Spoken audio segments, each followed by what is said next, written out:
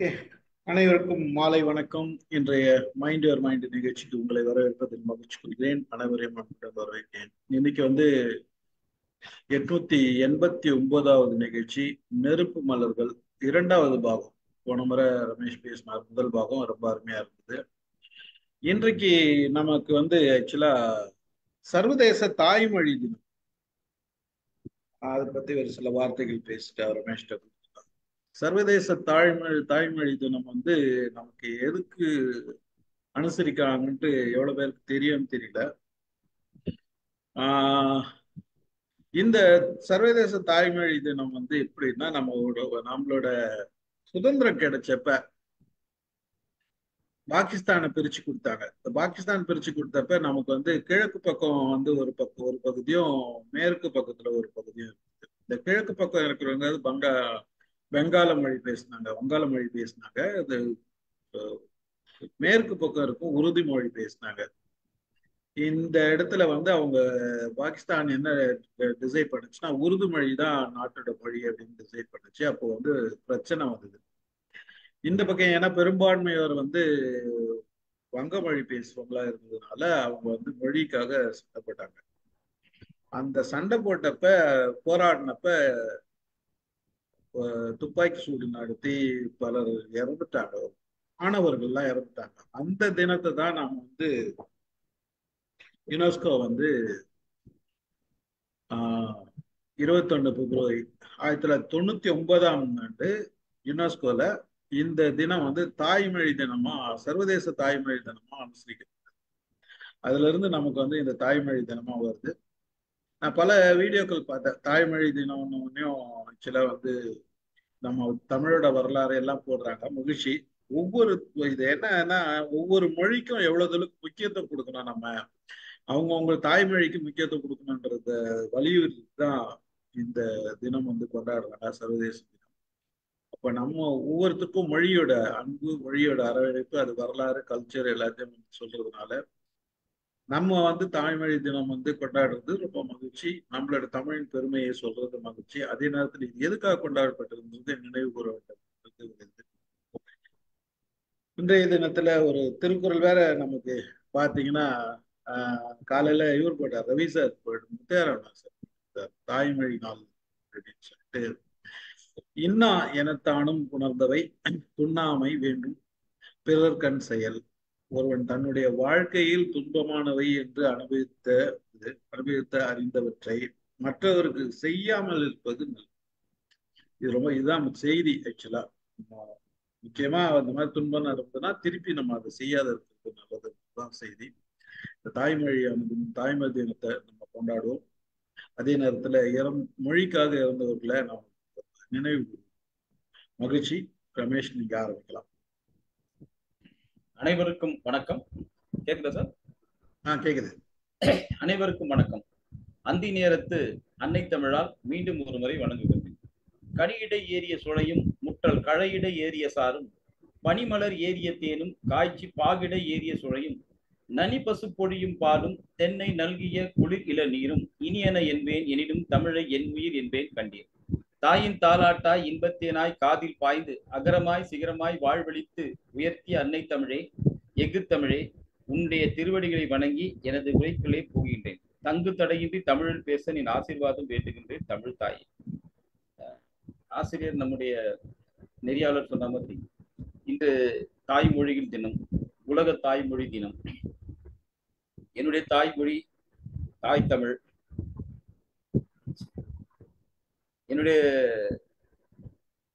என்னுடைய தாய் தமிழ். அதனால அந்த தாய்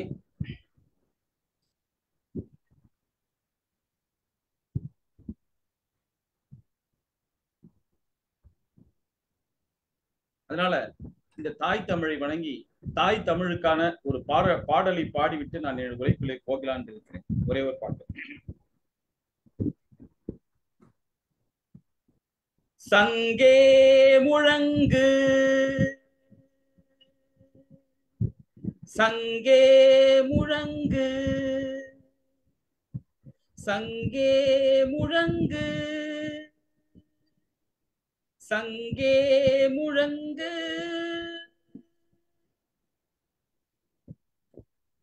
எங்கள் வாழ்வும் எங்கள் வளமும் மங்காத தமிழ் என்று சங்கே முழங்கு, மங்காத தமிழ் என்று சங்கே முழங்கு.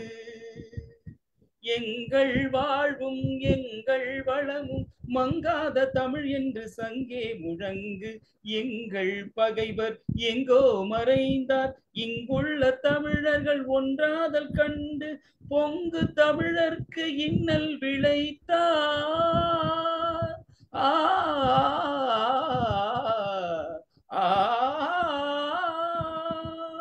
பொங்கு தமிழர்க்கு இன்னல் விளைத்தால் சங்காரம் நிசம் என்று சங்கே முழங்கு, சங்கே முழங்கு.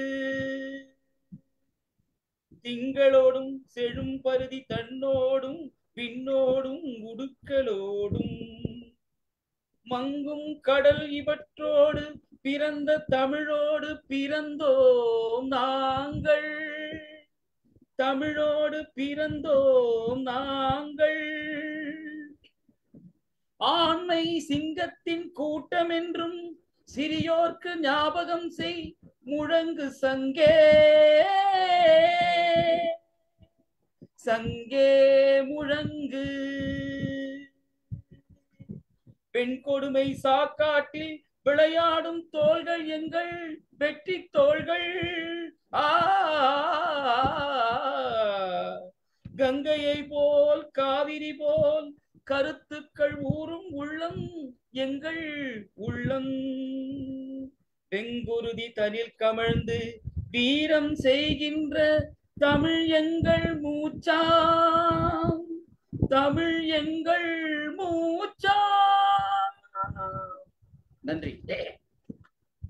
நாம் இப்போது சென்ற முறை திரு ஆசிரியர் ஞானி அவர்கள் எழுதிய நெருப்பு மலர்கள் என்ற புத்தகத்தை சிந்தித்து வருகின்றோம். அந்த வகையிலே சென்ற முறை 4 நெருப்பு மலர்களை பார்த்தோம். இந்த முறை மீதம் இருக்கும் நெருப்பு மலர்களை நாம் அதை பார்த்து விடலாம் என்று நினைத்து கொண்டிருக்கும் போது அதில் இருக்கின்ற நெருப்பு மலர்களினுடைய சரித்திரம் மிக பெரியதாக இருப்பதால் எவ்வளவு இயன்ற முறையில் நான் 6 மலர்களை தான் சொல்ல முடியும் என்று தோன்றுகிறது. என்றென்றால் அவர் அந்த அளவுக்கு அந்த பெண்களை பற்றி அவர் அந்த இதை எழுதியிருக்கிறார். அதாவது சுதந்திர போராட்டத்தில் மட்டுமல்ல, சமூக பணிகளிலும் பெண்கள் எவ்வாறு முன்னேற்றம் செய்து தன்னுடைய இனத்திற்காக பாடுபட்டு இன்று நாம் அனுபவிக்கின்ற சலுகைகளுக்கு ஒரு முழு வேறாகும் ஒரு காரண பொருளாக இருக்கின்ற அந்த நெருப்பு மலர்களை பற்றி ஆசிரியர் அவர்கள் சொல்ல அந்த நெருப்பு மலர்களுடைய புத்தகத்திலிருந்து இன்று நாம் பார்க்க இருக்கும் முதல் நெருப்பு மலர் ரமாபாய். பிராம பெண் குழந்தைகளுக்கு கட்டாயம் 7 வயசுல இருந்து 10 வயசுக்குள்ள கல்யாணம் செஞ்சே ஆகணும். இது 1785ஆம் ஆண்டு மராட்டியத்துல பிராமண பேஷ்வாக்கள் ஆட்சி இருந்தது. அவங்களுடைய சட்டமே வச்சிருந்தாங்க, பேஷ்வாக்கள்ன்ற சட்டம் வச்சிருந்தாங்க. ரமாபாய், நம்ம பார்க்கிற ரமாபாய் 1858 ஏப்ரல் 25 பிறந்தாங்க. தன் வாழ்க்கையில் 15 ஆண்டுகள் காடுகளிலும் மிச்ச 49 ஆண்டுகள் நாடோடி வாழ்க்கையிலும் வாழ்ந்தவர் தான் இந்த ரமாபாய். அவள் காட்டில் பிறந்ததற்கு காரணம் என்னன்னா அவங்க அப்பா தான். ஏன்னா அவங்க அப்பா ஆனந்த சாஸ்திரி ஒரு பிராமண குடும்பத்தை சேர்ந்தவர். அவர் ஒரு சீர்திருத்த புரட்சிவாதி தான். ஏன்னா அவர் என்ன நினைக்க, அவர் அந்த பேஷ்வாக்கள் ஆட்சியில் இருக்கின்ற குருநாதர் குலகுரு கிட்ட தான் சமஸ்கிருதமும் அந்த வேதமும் பயின்றார். அந்த குரு என்ன பண்றாருன்னா தன்னுடைய அந்த ராணியோடைய மகாராஜியோட ராணி, ஏதாவது ராணிக்கு அந்த சமஸ்கிருதமும் அந்த வேதமும் சொல்லித்தராரு. இவர் என்ன பண்றாரு, தான் கற்ற அந்த வேதத்தையும் அந்த சமஸ்கிருதத்தையும் தன் மனைவிக்கு கற்றுத்தராரு. ஆனால் அங்கிருந்த அவர் என்ன சொல்றாருன்னா, ஒரு பிராமணன் என்னன்னா வேதம் கடிச்சு வேதத்தில் சொல்ற நீதி நெறிகளை மக்களுக்கு எடுத்து சொல்லி எந்த சொத்தும் சேர்க்கக்கூடாது. அவர்கள் கொடுக்குற பணத்தை வாங்கி அதில் சாப்பிட்டு மிச்சம் வைக்காம சொத்து சேர்க்காம வாழ்ந்து இறைவனடி செய்யணும். இதுதான் உண்மையான பிராமணனுடைய வேலை.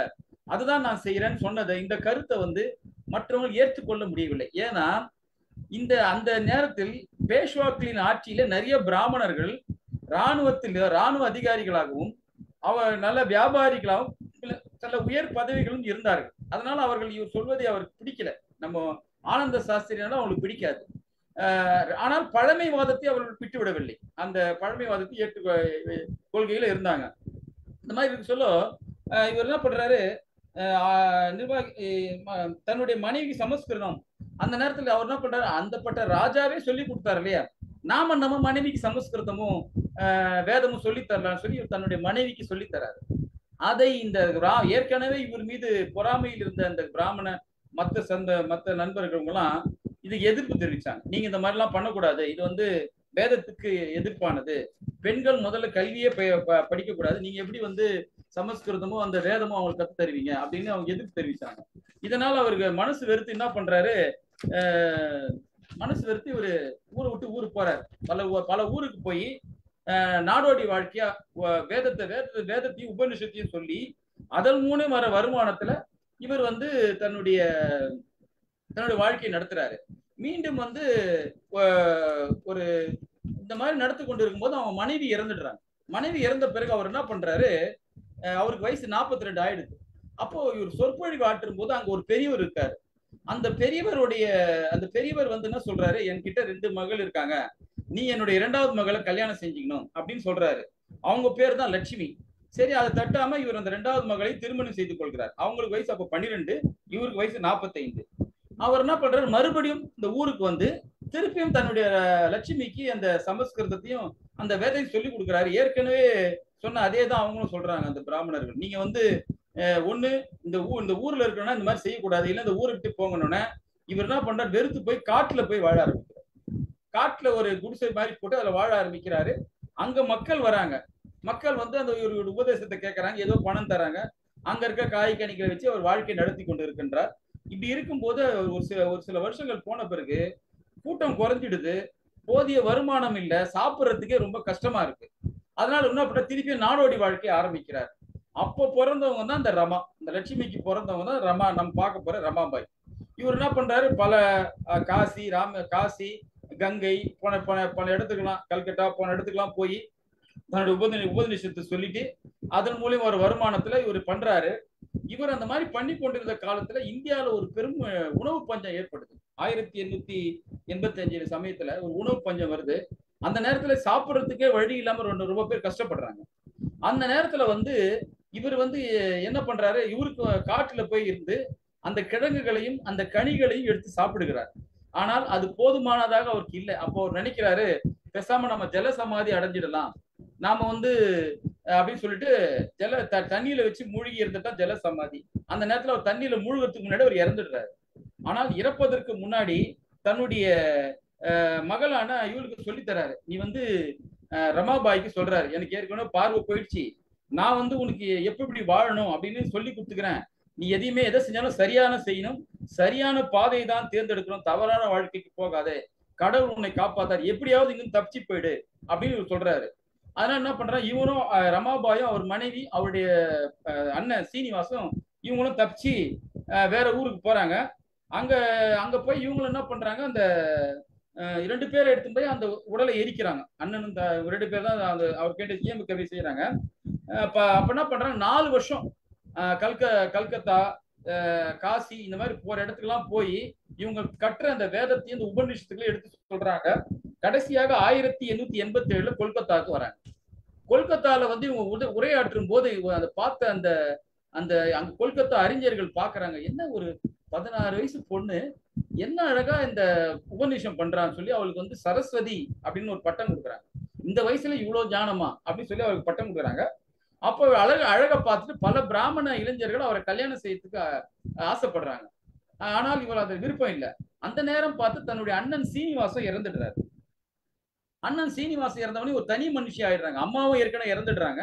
அதனால இவருக்கு ஒண்ணுமே புரியல. அப்படின்னும் போது ஏற்கனவே அவங்க அம்மா தான் அவருக்கு வேதமும் சமஸ்கிருதமும் கற்றுக் கொடுத்தாங்க. இப்ப இருக்கும்போது அப்பதான் என்ன பண்றாரு, அவருடைய சீனிவாசுடைய தோழன் பீகாரி மேதாவி, அவர் வந்து வேறு ஜாதியை சேர்ந்தவர், இருந்தாலும் அவரை கல்யாணம் பண்ணிக்கிறாங்க. அந்த காலத்திலே இவங்க பிராமண சமூகத்தை சேர்ந்தவங்க வேற ஒரு ஜாதியில கலப்பு திருமணம் செஞ்சுக்கிட்டாங்க. இவருக்கு 24 வயசுல கல்யாணம் பண்ணிக்கிறாங்க. அப்போ வந்து அவங்களோட வாழ்க்கை ஏதோ ஒரு நல்லபடியா போய் கொண்டிருந்த நினைக்கும் போது இவங்க துரதிருஷ்டம் 2 வருஷத்திலேயே அவங்களுடைய கணவர் இறந்துடுறாரு. அந்த பீகாரி இறந்துடுறாரு. இறந்தவனை இவங்க வந்து ஒரு விதவை, இளம் விதவை, அதுவும் கையில ஒரு குழந்தை, தாய் மட்டுமல்ல இளம் விதவையா இருக்கிறாங்க. அந்த காலத்துல இளம் விதவைகளுடைய நிலைமை என்ன அப்படின்னு ஆசிரியர் அழகா சொல்றாரு. எப்படின்னா, அந்த காலத்துல பெயர் சொல்ல விரும்பாத 2 இளம் விதவைகள் ஒரு குறிப்பு எழுதி வைத்துட்டு போனாங்க. அதுல இருந்து அவர் சொல்றாரு. எப்படின்னா, அந்த மாதிரி இறந்த உடனே அவங்க என்ன பண்ணுவாங்கன்னா, மறுநொடியே இறந்த உடனே மறுநொடியே அவங்க சித்திரவதை ஆரம்பிச்சு. அந்த கணவன் இறந்த உடனே கணவன் பணத்தை பக்கத்துல போட்டு மனைவி தலையில குடம் குடமா தண்ணியை ஊத்துவாங்களாம். ஊத்திட்டு சாப்பாடுக்கு எதுவும் கொடுக்க மாட்டாங்க, குடிக்க தண்ணி கூட கொடுக்க மாட்டாங்க. இதனாலே சில பெண்கள் இறந்தும் போயிருக்கிறாங்க. அந்த மாதிரி பண்ணிட்டு இது பண்ணுங்க. ஒரு சில சமூகத்துல இந்த உடன்கட்டை ஏறுதல்னு ஒரு வழக்கம் இருந்தது. அதுனா சதி. அது இன்னும் மிக கொடுமை என்னன்னா, அந்த கணவன் எரிகின்ற அந்த நெருப்புல பிடிச்சி அந்த வலுக்கட்டாயமா அந்த பெண்ணு கதற கதற தள்ளி விட்டுருவாங்களாம். அந்த பெண் சாவறதுக்கு 3 மணி நேரம், உடம்பெல்லாம் கொப்பளம் வந்து அப்படியே துடிச்சு துடிச்சு சாவறதுக்கு 3 மணி நேரம் ஆகும். அது மாதிரியான கொடுமைகள் அங்க அது உயர் ஜாதிகள் இருந்தது. ஆனால் பிராமண இந்த ரமாபாய் இருக்கிற பிராமண சமூகத்துல என்னன்னா, இவங்க என்ன பண்ணுவாங்க, இந்த மாதிரி சுடுகாட்டுக்கு அந்த பிணத்தை எடுத்துன்னு போகும்போது கூடவே மனைவியை அழைத்து செல்வார்கள். மனைவி அழைத்து செல்லும் போது யாரும் அவளை அந்த அந்த மனைவியை தொடக்கூடாது. சுமங்கலிகள் தொட்டா தீட்டு. அவளை வந்து கீழ் ஜாதி பெண்களை தான் கையை பிடிச்சி இழுத்துன்னு போவாங்க. எடுத்துன்னு போய் வச்சு அவங்கள வந்து ரொம்ப தூரம் அந்த நடத்தியே எடுத்துன்னு போவாங்க. குடிக்க கூட தண்ணி கொடுக்க கூடாதுன்ற ஒரு முறை. யாராவது பரிதாபப்பட்டு தண்ணி கொடுத்தாங்கன்னா அவங்களுக்கு தண்டனை, அவங்க அந்த அந்த தண்டனை கொடுப்பாங்களாம். அது மாதிரி எடுத்து போய் அவங்களை நிற்க வச்சிருவாங்க. 2வது என்ன கொடுமைன்னா, அந்த கணவனை எரிக்கும் போது மனைவியை குளத்துல போய் நிக்க வச்சு கழுத்து வரைக்கும் நிக்க வச்சிருவாங்க. அந்த புணம் வந்து எவ்வளவு நேரம் எரிதோ, ஒரு 3 மணி நேரமோ 4 மணி நேரமும் மனைவி அப்படியே அந்த கழுத்தளவு தண்ணியில நின்று கொண்டிருக்கணும். அதுக்கப்புறம் அவங்க வீட்டுக்கு அழைச்சி வந்து 10ஆம் நாள் 13 நாள் காரியம் செய்து அவங்க வீட்டு வேலை செய்யறதுக்கும் அவங்கள ஒரு ஒரு வேலைக்காரியாக தான் அன்றைய காலத்துல ஒரு விதவைகளோட நிலைமை இருந்தது அப்படின்னு ஆசிரியர் போடுறாரு. போடுறாரு. சீர்திருத்தவாதிகள் அந்த காலத்துல சீர்திருத்தவாதிகள் இருந்தாங்க. அவங்க இந்த காலத்திலே அவங்க கூட தன்னுடைய குழந்தைக்கு 14 வயசுலயே கல்யாணம் பண்ணினாங்க. சீர்திருத்த கருத்து உடையவர்களும் அந்த காலத்துல அவங்க எடுபடல. ஜாதி விட்டு ஜாதி என்பது நினைத்து கூட பார்க்க முடியாது அவங்க அந்த சீர்திருத்தவாதிகளே கூட. 2வது அந்த சீர்திருத்தவாதிகள் பெண்கள் இந்த மாதிரி விதவையானால் வீட்டை விட்டு வெளியே போகக்கூடாது. சீர்திருத்த கருத்தை உடையவர்களே அந்த மாதிரியான இது நிலையில் இருந்தாங்க. அப்படி இருக்க போதுல ஒரு இளம் விதவை, அதாவது கலப்பு திருமணம் செய்து கொண்டவர் மேடை ஏறி பேச ஆரம்பிச்சது அங்க இருக்கிற அந்த பழமைவாதிகளுக்கு ரொம்ப பிடிக்கல. இப்ப ஏற்கனவே இந்த வீட்டை விட்டு வெளியே வரக்கூடாது, இவ வெளியே வந்து இந்த மாதிரி எல்லாம் பேசுறாங்களே சொல்லி அதற்கு பயங்கர எதிர்ப்பு தெரிவிக்கிறாங்க. அப்போ இவங்க பேசுற கூட்டத்துல வந்து ஒரே கலாட்டா பண்றாங்க. அப்போ இவங்க தர்க்கம் பண்ணும்போது அவங்க அதற்கென பதில் தரதால அவங்களால எதுவும் பேச முடியல. எதை கேள்வி கேட்டாலும் பேசணும் பண்ண முடியல. அப்போ இவங்க இனிமேல் பெண்களுக்கான ஏதாவது ஒண்ணு செய்யணும் அப்படின்னு இவங்க யோசிச்சுக்கும் போதுதான் அவங்களுக்கு ஒரு எண்ணம் தோணுது, நம்ம ஏன் பெண்களுக்கான ஒரு அமைப்பை ஏற்படுத்தக்கூடாது சொல்லிட்டு தன்னுடைய சொந்த மாநிலத்துக்கு வராங்க. பூனேக்கு வந்து மகிழா சபை, அதாவது ஆரிய மகிழா சபைன்னு ஒரு அமைப்பை ஏற்படுத்துறாங்க. அது என்னன்னா, பெண்கள் அங்க வந்து தன்னுடைய குறைகளை சொல்லி பெண்களுக்கான ஊக்கத்தை கொடுத்து, அதாவது இளம் விதவைகளுக்கான ஊக்கத்தை கொடுத்து அவங்க வாழ்வுக்கு முன்னேற்றத்துக்கான சொந்த காலை நிக்க வைக்கிறதுக்கான பயிற்சிகளை அளிக்கக்கூடிய அந்த பயிற்சி அந்த மகிழா சபாக்களை நடத்தினார்கள். இப்படி பெண்களின் அடக்குமுறைக்கு வெளியே வரும் ரமாபாய் பேசிய பொதுக்கூட்டங்களில் அப்படி இருக்கும்போது அவங்க என்ன நினைச்சாங்க, ரமாபாய் வந்து பெண்கள் மருத்துவமும் படிக்கணும் அப்படின்றதுக்காக 1987 விக்டோரியா ராணி முன்னால ஹாண்டர் கமிஷன் முன்னாள் ஆஜராகி பெண்களுக்கான நீங்க ஒரு அமைப்பை ஏற்படுத்தணும் மருத்துவம் படிக்கிறதுக்கு சொல்லி அப்பதான் ஃபரீன் திட்டம் உருவாக்கணும். அதுலதான் நம்ம ஏற்கனவே பார்த்த ருக்மா கூட படிச்சாங்க. அந்த திட்டத்தின் மூலியமா தான் அவங்களும் மருத்துவரானாங்க. ரமாபாவின் மகிழ்ச்சியா பாதிக்கப்பட்ட பெண்கள் நிறைய பேர் வந்தாங்க. ஒரு முறை ஒரு 12 வயது விதவை பெண் வந்தா, அவள் மேல என்ன பட்டனா, கணவனை முடுங்கிட்டாவோ மூதேவி அப்படின்னு சொல்லி திட்டி வந்தாங்க. இதெல்லாம் பார்க்கும்போது அவங்க இந்த பெண்களை எப்படி நாம முன்னேற்றணும் அப்படின்னு அவங்களுக்கு சொன்னா, இவங்களை சுயசார்புடையவனாக ஆக்கணும் அப்படின்னு நினைக்கும் போது அவங்க யோசிக்கிறாங்க, நாமே சுயசார்புடையவங்களா இல்லையே, எப்படி இவங்களை சுயசார்புடையாகியன்னா அவங்களுக்கு மராத்தி தெரியும், அதே நேரத்தில் சமஸ்கிருதம் தெரியும், ஆனால் ஆங்கிலம் தெரியாது. இதை தெரியாம நான் உலக அறிவு இல்லாம நம்ம எப்படி பண்றதுன்னு சொல்லி அவங்க யோசிச்ச போதுதான் பெண்களுடைய சமுதாயத்தில் விதவை பெண்களின் நிலைன்னு ஒரு புத்தகம் எழுதுறாங்க. நல்லா விற்பனையாக அந்த புத்தகத்தில் வர வருமானத்தை வச்சு இவங்க லண்டன் போய் ஆங்கிலம் படிக்கிறாங்க. அங்க படிக்கும்போது இவங்க ஏற்கனவே வேத புராணம் இதிகாசம் எல்லாம் கரைச்சி குடிச்சவங்க. ஆனா உட்கார்ந்து யோசிச்சு பார்த்தாங்க, இந்த இதிகாசமும் சரி வேத புராணங்களும் சரி எதுலையுமே பெண்களை வந்து ஒரு உயர்வா வைக்கலையே. அப்போ என்னதான் கடவுள் என்னதான் சொல்றாரு, கடவுள் எங்கதான் போயிட்டாரு யோசிக்கும் போது ரமாபாவுக்கு மராத்தியத்துல விவிலியம், அதாவது பைபிள் புத்தகம் ஒன்று கிடைக்குது. அதை படிச்சு பார்த்தோம்னா அவங்களுக்கு இயேசுநாதர் மீது ஒரு பக்தி வந்துடுது. பரவாயில்ல. அது மட்டும் இல்ல, லண்டன்ல இருக்கிற அந்த கன்னியாஸ்திரிகள் என்ன பண்றாங்க, அங்க இருக்கிறவங்களுக்கு உதவி செய்யறாங்க, படிப்பறிவு செய்யறாங்க, மருத்துவ உதவி செய்யறாங்க. இதெல்லாம் பார்க்கும்போது அவங்களுக்கு அந்த கிறிஸ்துவ மதத்தின் மீது ஒரு ஈர்ப்பு உண்டாயிடுது. பரவாயில்லன்னு சொல்லிட்டு அவர் வந்து அப்ப என்ன பண்றாங்க, தன்னுடைய எதிலும் பேர் இருக்கணும்னு சொல்லிட்டு இயக்கத்துக்கு ஈர்ப்பு ஏற்படுது. அப்புறம் இவங்க திருப்பி லண்டனுக்கு போய் நிதி திரட்டுறாங்க. தன்னுடைய இயக்கத்தை உருவாக்குறதுக்கு திருப்பி ஒரு புத்தகம் எழுதி லண்டன் போய் பிரச்சாரம் பண்ணி அங்க இருக்க நிதி திரட்டி வராங்க. அப்போ அங்க இருக்கிற அந்த கன்னியாஸ்திரி அமைப்புகள் கொஞ்சம் பணம் கொடுக்குறாங்க. அதை எடுத்துட்டு இது என்ன ஒரு பிரச்சனை வருதுன்னா, இவர் இந்து மதத்தை சேர்ந்தவர், ஆனால் இவர் கிறிஸ்துவ சொல்லும் போது இந்து மதத்துல பயங்கர தீவிர, இந்து மத ஆளுகள் பயங்கர எதிர்ப்பு. அது எப்படி நீங்க இந்த மாதிரி பண்ணலான்னு. அதே நேரத்துல கிறிஸ்தவ மதத்திலையும் இவங்க சில நடைமுறைகளை எடுத்து சொன்னாங்க, பகிரங்கமா இந்த தவறுகள் நடக்குது அப்படின்னு சொன்னோன்னா அங்கேயும் எதிர்ப்பு தெரிவிக்கிறாங்க.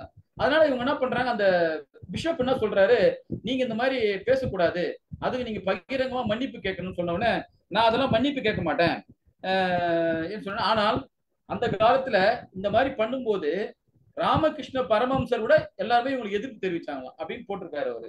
ஆனால் இவர்களுக்கு ஆதரவு தந்த ஒரே ஆள் யாருன்னா மகாத்மா புலே அப்படின்னு ஒரு ஆள். அவர் தான் வந்து தாழ்த்தப்பட்ட மக்களுக்காக போராடி வருபவர். அவர் இவங்களை பாக்குறாரு, விதவைகளுக்காக இவ்வளவு கஷ்டப்படுறாங்களே, இவங்களுக்கு அதுக்காக இவங்களுக்கு குரல் கொடுக்குறாரு. இவர் எப்படிப்பட்டவர்னா, விதவைகளுக்கு மொட்டை அடிப்பாங்கல்ல, அந்த நாவிதர்களை எல்லாம் ஒன்று சேர்த்து இனிமேல் நீங்க மொட்டை அடிக்க கூடாது சொல்லி போராட்டம் நடத்தியவர். அந்த காலத்திலே அந்த பெண்களுக்காக பாடுபட்டவர் தான் அந்த மகாத்மா புலே. அவருடைய ஆதரவு தான் சிறந்தது. உண்மையிலே ரமாபாய் வந்து எந்த மதத்துக்கும் அவங்க பொதுவானவங்க தான். அவங்க என்ன சொல்றாங்க, நான் இயேசுனுடைய கடவுள், ஆனால் நான் இந்து மதத்தை சேர்ந்தவள் அப்படி சொல்லும் போது இவங்க எல்லாருக்கும் ஒண்ணுமே புரியல. இவங்க இப்ப சொல்றதே ஒன்றும் புரியல. இந்தியாவுக்கு திரும்புறாங்க. இந்தியாவுக்கு திரும்பதான் விதவைகளுக்காக ஒரு இயக்கத்தை தொடங்கணும், இனிமேல் தமக்கு இங்கிலாந்துல ஆதரவு இருக்காது அப்படின்னு அமெரிக்காவுக்கு போறாங்க. அப்போ ஒரு புத்தகம் எழுதி வெளியிட்டு அமெரிக்கால போய் 2 வருஷம் தங்கியிருக்காங்க. தங்கி சூறாவளி பிரச்சாரம் பண்ணிருக்காங்க. பண்ணி ஓரளவுக்கு பணத்தை சேர்த்துட்டு அந்த பணத்துல ஏற்கனவே அந்த கிறிஸ்துவ அமைப்புகளுக்கு தர வேண்டிய பணத்தை கொடுத்துட்டு மிச்ச பணத்தை வச்சுட்டு 1888 பூனாவில சாரதா சதன் என்ற விதவைகள் இல்லத்தை தொடங்குறாங்க. அந்த சாரதா சதனுடைய மராத்தியோட பேர்னா கற்பதற்கான இல்லம். அதான் சாரதா சதனுடைய மொழிபெயர்ப்பு.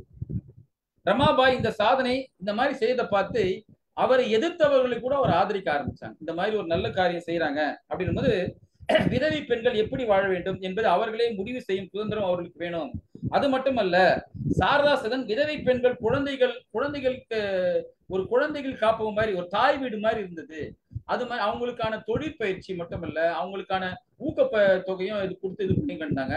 இது இங்கிருந்து போனவங்க எல்லாம் பயனடைந்து போனவங்க அது ஒரு தாய் வீடா கருதுனாங்க. இதற்கு ஒரு சின்ன உதாரணம் சொல்றாரு பாருங்க ஆசிரியர். அதாவது ஒரு பெண்ணு, அவ பேர் வந்து கோதுபாய், குழந்தை விதவை.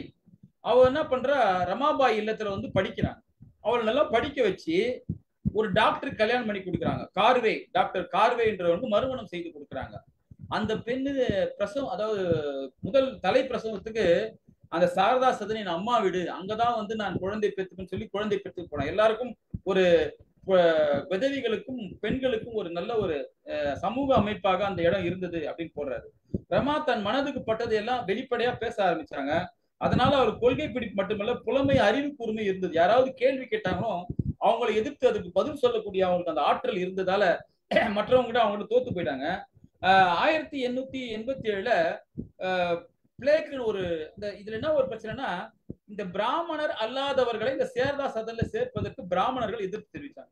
ஒன்லி பிராமணர்கள் தான் சேர்க்கணும்னு இவங்க அதுல இவங்க வந்து எல்லா மதத்தையும் ஒன்னா இது பண்றாங்க. அதே நேரத்துல 1897 ஒரு பிளேக் நோய் அப்படின்னு ஒரு கொடிய நோய் வருது மராட்டியத்துல. அந்த நோய் வரும்போது இந்த ஆங்கில அதிகாரிகள் அந்த பிளேக் நோயின் போது இந்திய மக்கள், அது குறிப்பாக பெண்கள் மீது அவங்க காட்டிய அந்த வம்சம், அந்த அக்கிரம் கொடுமை எல்லாம் பாக்குறாங்க. பார்த்துட்டு அவங்க கொதித்து எழுதுறாங்க, பெண்கள் இந்த மாதிரி பண்றீங்களே சொல்லிட்டு அவங்க ஒரு பத்திரிகை ஆசிரியரா பத்திரிகையில எழுதுறாங்க. அந்த பத்திரிகை செய்தி வந்து விக்டோரியா மகாராணியோட பார்லிமெண்ட்ல எதிரொலிக்குது. இந்த மாதிரி இந்த ஆளுங்க ஆதாரத்தோட இவங்கெல்லாம் இந்த மாதிரி தப்பு பண்றாங்க, இவங்கெல்லாம் கேள்வி கேட்க மாட்டீங்களா அப்படின்னு அவங்க கேட்கறாங்க. அது போது. அப்ப இந்த பிளேக் நோயால் பாதிக்கப்பட்டு இருந்த மக்களுக்கு இவங்க என்ன பண்றாங்க, தலித் மக்கள் எல்லாரும் கூட்டு வந்து அந்த சாரதா சதன்ல கொண்டாந்து சேர்க்கிறாங்க. அப்போ அங்க நீ சேர்க்கக்கூடாது, ஒன்லி பிராமின் மட்டும் தான் சேர்க்கணும்னா இது நீ என்ன சொல்றதுன்னு சொல்லிட்டு இவங்க தனக்கு சொந்தமான தன் ஊர்ல இருக்க சொந்தமான இடத்துல ஒரு குடில் மாதிரி அமைச்சு அதுல ஒரு 2000 பேருக்கு சொந்தமான அந்த இதை அமைச்சு எல்லாரையும் தலித் மக்கள் எல்லாருக்கும் அவங்க அந்த ஏற்பாடு பண்ணி நிற்கிறாங்க. இதனால என்ன ஆகுதுன்னா, ரமாபாய்க்கு ஏற்கனவே அந்த இங்கிலாந்துலயும் அவங்களுக்கு கெட்ட பேரு, அமெரிக்காலையும் இப்ப பேர் கெட்டு போச்சு. அதனால இனிமேல் நிதி திரட்ட முடியாது. அதனால அவங்க என்ன பண்றாங்கன்னா ஆஸ்திரேலியாவுக்கு போறாங்க. ஆஸ்திரேலியால போய் நிதி திரட்டுறாங்க. அப்போ வந்து அத சொன்னல, இந்த மாதிரி நீங்க அந்த ஆங்கில அதிகாரிகள் இப்ப இந்த மாதிரி பண்றாங்கன்னு சொல்லியிருந்தால, அந்த ஆங்கில அதிகாரிகள் என்ன சொன்னாங்க, நீங்க ஆதாரத்தை வெளியிடுங்க, நாங்க தப்பு பண்ணதுக்கு நீங்க மன்னிப்பு கேட்கணும்னு சொன்னா, நான் அதெல்லாம் மன்னிப்பு கேட்க மாட்டேன் அப்படின்னு இவங்க அந்த இதுல வந்துட்டாங்க. இவங்களுடைய கடைசி வரைக்கும் ஆங்கில அதிகாரிகள் மன்னிப்பு கேட்க மாட்டேன், நீங்க செஞ்ச தவறு தான் அப்படின்னு சொல்லியிருந்தாங்க. பெண் சமூகம் எல்லா நிலையிலும் ஆண்களுக்கு சமமாக இருக்க வேண்டும், அதனால் தான் தன் விடுதியில் வரும் பெண்களுக்கு பெண் கல்வியோடு மட்டுமல்லாமல் தொழிற்கல்வி கற்றுக் கொடுத்தாங்க. ஆயிரக்கணக்கான ஆதரவற்ற பெண்களுக்கு கடைசி வரை விடுதியில் தன் வாழ்க்கையை கழிச்சவங்க ஒரு பெரிய அவங்களுக்கு ஒரு மனசு பாரம்னா, தன்னுடைய மகளான மனோரமா இறந்துடுறாங்க. இறந்தவனா அது தாங்க முடியாம இவங்களும் 1992 சில மாதங்கள் கழிச்சு ரமாபாயும் இறந்துடுறாங்க. வேத விற்பனர் முதல் திலகர் வரை எதிர்த்த போதும் தன் கருத்தில் உறுதியாக நின்று பெண் கல்வி தடைக்க பாடுபட்ட பண்டிதை சரஸ்வதி ரமாபாய் மிகச்சிறந்த ஒரு நெருப்பு மலரு.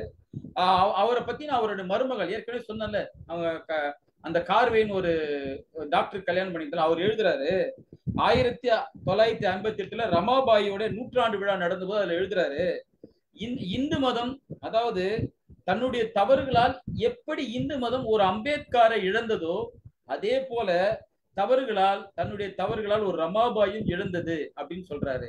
அத்தகைய நெருப்பு மலர் தான் நம்ம ரமாபாய்.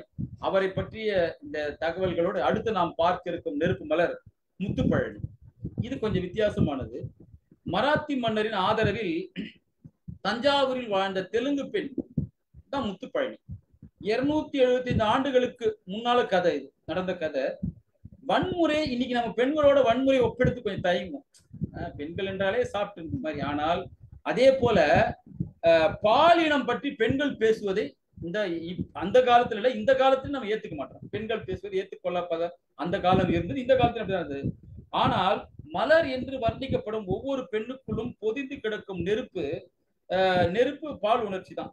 உண்மையிலே அந்த பால் உணர்ச்சி பயந்து பெருசாக கூடாது. ஆண்கள் தனக்கு தேவை இருக்கும் போது மட்டும் அதை பயன்படுத்தினாங்க, மற்ற நேரத்தை அதை எரிய விடாம பாத்துக்கினாங்க அப்படின்னு போடுறாங்க.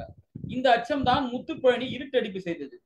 பல பெண் கவிஞர்களை அதாவது பல பெண் கவிஞர்கள் செய்யாததை முத்துப்பழனி, இன்னைக்கும் பெண் கவிஞர்கள் இல்லை அது மாதிரி இருந்தது. முத்துப்பழனி யாருன்னு கேக்குறீங்களே, அவங்க ஒரு தேவதாசி பெண்.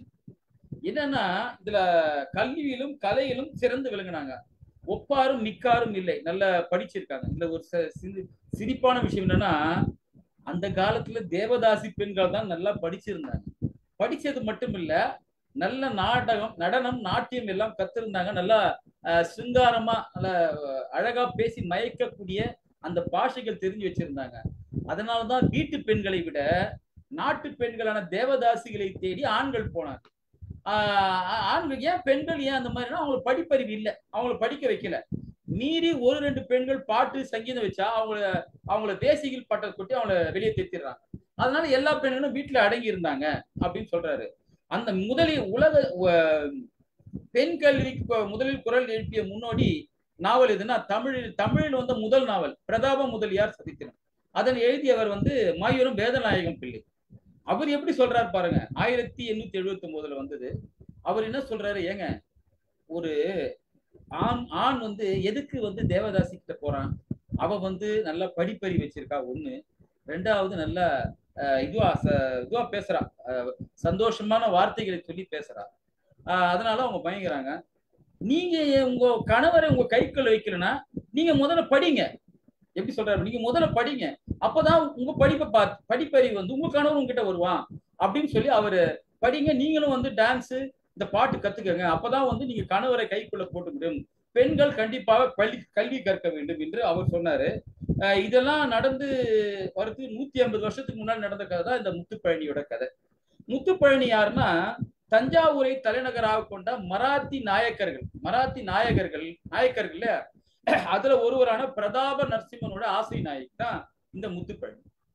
அவங்க என்னன்னா அந்த காலத்துல இசை நாட்டியத்துல ரெண்டே விஷயம்தான், ஒண்ணு சிங்காரம், ரெண்டாவது பக்தி. இந்த சிங்காரம்ன்றது வேற ஒண்ணும் இல்லை, அதாவது அன்பு காதல், அதாவது கொஞ்சம் கொஞ்சம் வரசமான வார்த்தைகளால் பாடுவது சிங்கார ரசம் சொல்லுவாங்க. அது இன்னொன்னு பக்தி ரசம். அதை வந்து முத்துப்பழனி வந்து அந்த காலத்துல இன்னும் ஒரு விஷயம்னா, இந்த சிங்கார ரசத்துக்கு அபிநயம் பிடிக்கவும் ஆடவும் பெண்கள் தேவை. ஆனா அந்த பாட்டை எழுதுற உரிமை பெண்களுக்கு கிடையாது, அதை வந்து ஆண்கள் தான் வச்சிருந்தாங்க. அந்த சிங்கார ரசத்தை எழுதுற உரிமை வந்து ஆண்கள் தான் வச்சாங்க. அதை முதல்ல உடைச்ச பெண்மணி தான் முத்துப்பழனி. முத்துப்பழனியோட சிறப்பு என்னன்னா, அவங்களுக்கு தமிழ் தெரியும், சமஸ்கிருதம் தெரியும், தெலுங்கு தெரியும், தாய்மொழி தெலுங்கு. அதனால அவங்க வந்து நாம ஏன் எழுதக்கூடாது சொல்லி தாய்மொழி தெலுங்குல ஒரு காவியம் ஒண்ணு எழுதுறாங்க. ராதிகா சத்வந்த் அப்படின்னு ஒரு காவியம் எழுதுறாங்க. அந்த காவியத்துல வந்து அதாவது நீங்க சொல்ற மாதிரி இந்த காதல் ரச பாடல்கள், இன்றைக்கு நம்ம சொல்றோம்ல, நம்ம ஏற்கனவே சொன்ன மாதிரி நான் இதை ஞாபகப்படுத்த விஜய் டிவில புனிதமான ஒரு நிகழ்ச்சி வந்தது. அப்போது எல்லோரும் ஆச்சரியப்பட்ட அந்த பெண் வந்து சர்மிளான்ற பெண் எந்த ஒரு கூச்சம் இல்லாம அந்த வார்த்தைகள் பேச, அந்த மாதிரியான பெண் வார்த்தைகள், அதாவது அது காதல் ரச வார்த்தைகள் கொண்ட ஒரு அந்த பாட்டு தான் அவங்க எழுதுறாங்க. அந்த ராதிகா சத்வந்த் காவியத்துல அப்படி என்னதான் ராதிகா சத்வந்த்ல இருக்குதுன்னு அப்படி நீங்க கேட்கலாம். அப்படி வேற ஒண்ணும் இல்ல. முத்துப்பழனி சொல்லும் ராதிகானா ஏலாதேவி என்ற அப்போதுதான் வயசுக்கு வந்த ருதுவான பெண்மை, அவளுடைய அத்தை சிருங்காரசத்தை சொல்லித்தரா. எப்படி வந்து நீ வந்து உடல் ஒரு அந்த அந்த செக்ஸ் சம்பந்தப்பட்ட விஷயங்களை சொல்றா. ஆனா இந்த காலத்து செக்ஸ் கல்வி மாதிரி வச்சுக்கோங்க, அப்படி இருந்தது. அதில் வல்லவரான கிருஷ்ணனின் எப்படி உறவு கொள்வது அப்படின்னு சொல்றதா வர பாடல் தான் அது. அதாவது ஒரு சிறுமியின் முதல் பாலியல் அனுபவம் எப்படி இருந்தது அப்படின்னு சிங்காரசத்தை சொல்லக்கூடிய பாடலா அந்த காலத்துல அது எழுதியிருந்தாங்க முத்துப்பழனி. இதை வந்து அந்த காலத்துல ஆண்கள் மட்டுமே எழுதணும் அப்படி இந்த காலத்துல ஒரு பெண் எழுதுனா விட்டுடுவாங்களா, அதனால அவருக்கு பயங்கர எதிர்ப்பு இருந்தது. இதெல்லாம் வந்து இந்த மாதிரி செய்யறது தப்பு அப்படின்னு பால் உறவு என்பது ஆண்களி, அது இல்லாம இன்னொரு விஷயத்தையும் அவங்க உடைச்சாங்க. ஏன்னா அந்த காலத்துல செக்ஸ் என்பது ஆண்களுடைய சம்பந்தப்பட்டதான், ஆண்களுக்கு ஆசை தான் பெண்களை கூப்பிட்டுக்கலாம், மற்றபடி பெண் சம்பந்தப்பட்டது இல்லை. ஆனா அவங்க என்ன பண்ணாங்க, பெண்ணும் அந்த ஆசை இருக்கு, பெண்ணுக்கும் அந்த ரச உணர்வு இருக்குன்ற மாதிரி அந்த அந்த பெண்ணுக்கும் வந்து பால் உணர்வு அந்த இதெல்லாம் இருக்கு, பெண்ணுக்கும் அந்த ஆசை உண்டுன்ற மாதிரி அந்த அந்த காலத்திலே அவங்க அந்த காதல் ரச பாடல்களை எழுதியிருந்தாங்க. இதெல்லாம் வந்து இதெல்லாம் நடந்து முடிஞ்சு இது ஓலைச்சவடிக்குள்ள போயிடுச்சு. அப்போ 1887 வெங்கல் நரசன் அப்படின்னு நெங்கல் நரசு என்ற ஒரு முதல்ல அந்த ஓலைச்சுவடியில் எடுக்கிறாரு. படிச்சு பார்த்து நல்லா இருக்குன்னு சொல்லிட்டு அவர் என்ன பண்றாரு, ஆண்டன அந்த முத்துப்பழனியோட வாழ்க்கை வரலாறு சில பகுதிகளை, தவிர்க்க முடியாத பகுதிகளை எடுத்துட்டு அதை ஒரு நூலா வெளியிடுறாரு. இந்த நூலை அதனால இதை அது என்ன ஒரு இந்த நூல் வெளியிட்டது என்ன ஒரு பிரச்சனை, அந்த நூல் எழுதியது யாரு, இந்த நூல் அவங்க பேரெல்லாம் இருட்டடிப்பு செஞ்சாரு. ஏன்னா அந்த காலத்து தெரியுமே, ஆண்கள் தான், பெண்கள் யாரும் வரக்கூடாதுன்ற ஒரு கெட்ட எண்ணத்துல அந்த ராதிகா அந்த முத்துப்பழனியுடைய பேரோ முத்துப்பழனியுடைய அந்த வாழ்க்கை வரலாறு எதுவுமே இல்லாம இவரே கண்டுபிடிச்ச மாதிரி ஒரு பாட்டு போடுறாரு. இந்த மாதிரி சிங்காரசம் பக்தி ரசத்துல முத்துப்பழனி போல் பாரம் அப்படி இருக்கும்போது, முத்துப்பழனியை போல தேவதாசி குடும்பத்தில் இருந்த ஒரு பெண் 1911 ராதிகா சத்வந்த் அந்த காவியத்தை எடுத்து படிச்சு அதை தணிக்கை செய்யாம அந்த காதல் ரசம் இருக்க பாடல்களோட வெளியிடுறாங்க. அவங்க யாருன்னா அவங்க வேற யாரும் இல்ல, திருவையாறில் ஆண்டுதோறும் நடக்கும் தியாகராஜ ஆராதனைக்கு வித்திட்டவங்க, தியாகராஜர் சமாதியே புதுப்பிச்சவங்க, அவங்க தன் சொந்த செலவுல புதுப்பிச்சவங்க. அது மட்டுமல்ல, தியாகராஜருக்கு கோயில் கட்டியவங்க. அவங்க யாரும் இல்ல, பெங்களூர் நாகரத்தினம் அம்மாள். பிஎன்ஆர் அம்மாள்னா அந்த காலத்துல ஃபேமஸ், அதாவது சென்னை மைசூர்ல அவங்களுக்கு அந்த அளவுக்கு கர்நாடக சங்கீதத்துல அந்த அளவுக்கு பேரு. அவங்க தான் முத்துப்பழனியோட காவியத்தை புதுப்பிச்சாங்க, அப்படியே அந்த தணிக்கை செய்யாம புதுப்பிச்சாங்க. இதுக்கு ரெண்டு தரப்புல இருந்து இது இருக்கு. ஒன்று பிரிட்டிஷ் அரசாங்கம், இரண்டாவது இந்திய பழமைவாதிகள். பிரிட்டிஷ் அரசாங்கம் ஏன் எதிர்த்தாங்கன்னா, அந்த காலத்துல விக்டோரியா மகாராணி ஆட்சி காலத்துல பழமைவாதமும் பெண்கள் மீது வக்ரம் இருந்தது. அவங்க அதை வந்து நான் சில விஷயம் சொல்ல முடியாது. பெண்கள் ஒழுக்கம் பற்றி ஆண்களுக்கு அவ்வளவு சந்தேகம் இருந்ததுதான். வீட்டுக்கு வேலைக்கு போகும்போது ஒரு மெல்லிய இரும்பால ஆடையில போட்டு கூட்டிட்டு போவானா. அந்த மாதிரி இது அதை எதிர்ப்பதாக இந்த பாடல்கள் வருதுன்றதுன்னா இதை வெளியிடக்கூடாது அப்படின்னு பிரிட்டிஷ் அரசாங்கம் இருக்குது. இந்தியாவில் அது பிரச்சனை இல்லை, ஏன்னா ஏற்கனவே பெண்களை ஒடுக்கி வைத்துட்டாரு. அதனால இவங்களுக்கு இங்க இருந்து பிரச்சனை இல்லை, அந்த பெண் ஒரு ஒடுக்கன்றதால. ஆனா இவங்க என்ன சொல்ல, இதை கேட்டு பெண்கள் எங்க விழிப்புணர்வு ஆயிடுவாங்கன்னு சொல்லிட்டு பழமைவாதிகள் இதை வெளியிடக்கூடாது அப்படின்னு ஒரு இது பண்ணியிருந்தாங்க. பாரதி பிறந்த நாளான 1881 டிசம்பர் 11 அன்னைக்கு தன் இளம் விதவைகளுக்கு கல்யாணம் செய்யறதே ஒரு பெரிய தொழிலாக கொண்டவர் தான் வீரேசலிங்கம் பந்துலு. இதுதான் ஒரு வேலை. இளம் விதவைகள், அதாவது பாலிய கல்யாணம் பண்றது. ரெண்டாவது, அந்த காலத்தை சமபந்தி போஜனம் போட்டவர். பிராமின், மற்ற சமுதாயம், கிறிஸ்துவர், முஸ்லீம் எல்லாம் இதை பார்த்து அந்த பிராமணர்களை அந்த சங்கராச்சாரியர் அதை விளக்கினாராம். உடனே அவங்க மன்னிப்பு கடிதத்தை சேர்த்தினாங்க. அந்த மாதிரி சீர்திருத்த கருத்தை கொண்டவர் தான் வீரேசலிங்கம் பந்துலு.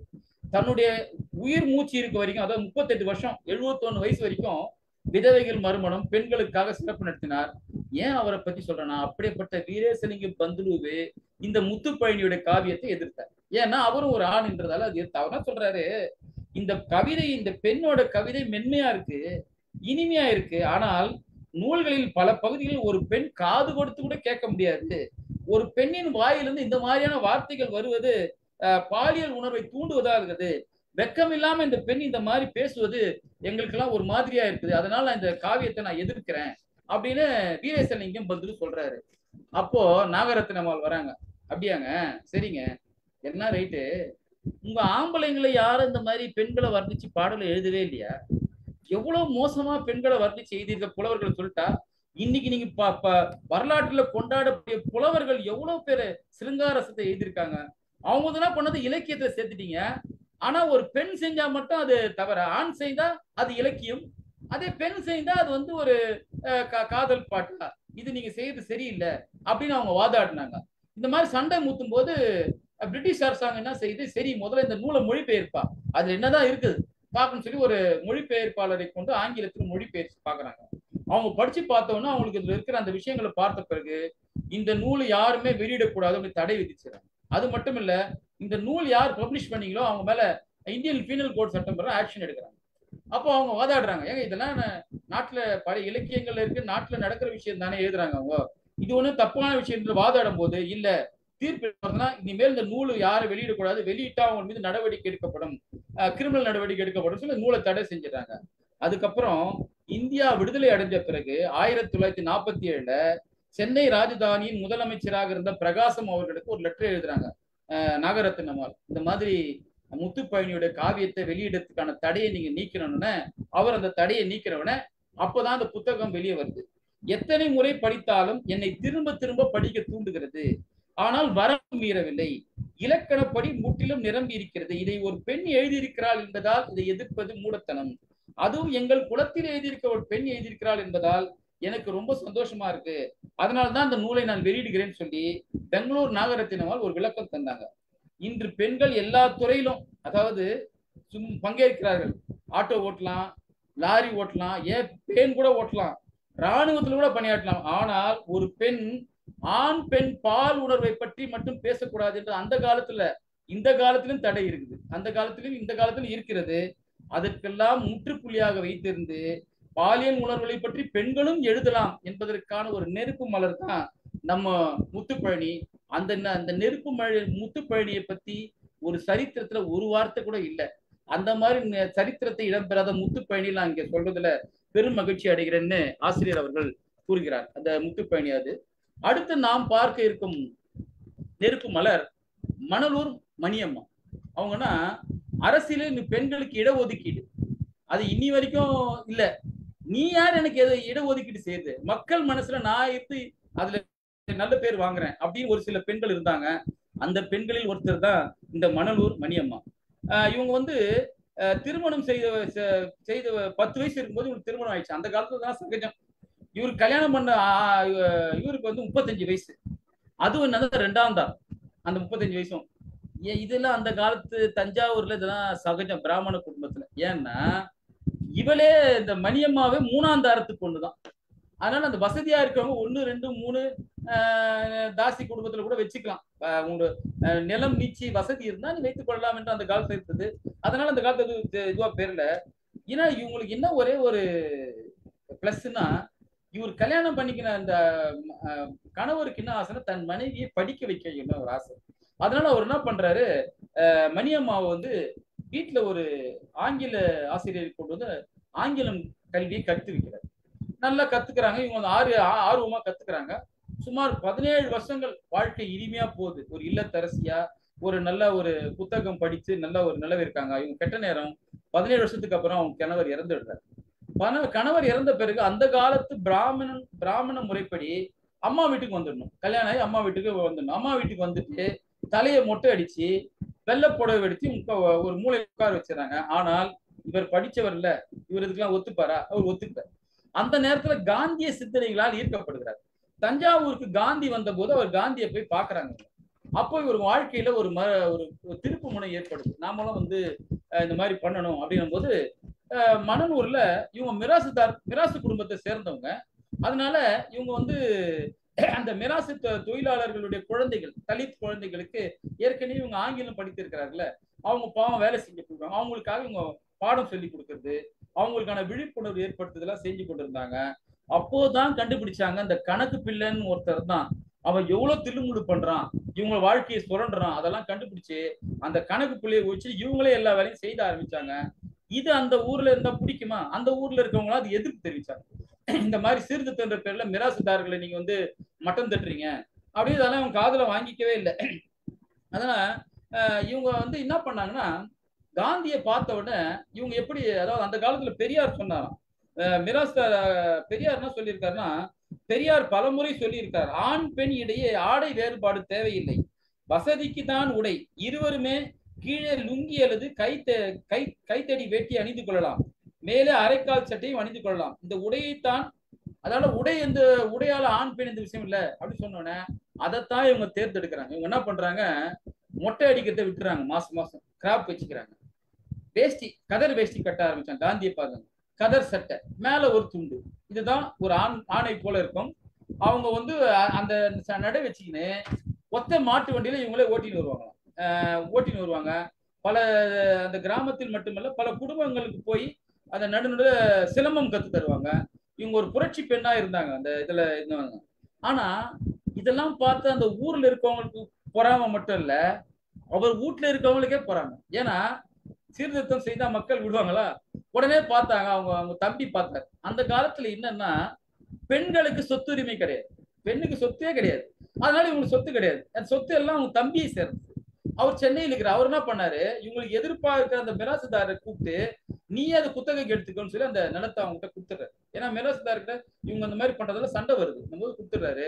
அவங்க அம்மாவை கூப்பிட்டுக்கிறாரு. அப்படின்னு நீ வாணும் போது இவங்க போக மறுத்துடுறாங்க. நான் போலன்னு சொல்லிட்டு உடனே அந்த ஊர்ல அந்த குடும்பம், அந்த தஞ்சாவூர்லயே அந்த தலித் தொழிலாளர், அவங்களுக்கு குடும்பம் பெருசாகி போச்சு. தலித் தொழிலாளர்கள், அந்த ஏழை குழந்தைகள்லாம் இவங்க அம்மான்னு கூட்டி ஒரு தாய் மாதிரி எடுத்துடுறாங்க. அதனால மணலூர்ல ஒரு வீடு, ஒரு மெனை வாங்கி அதுல வீடு கட்டி அவங்க வாழ ஆரம்பிச்சுறாங்க.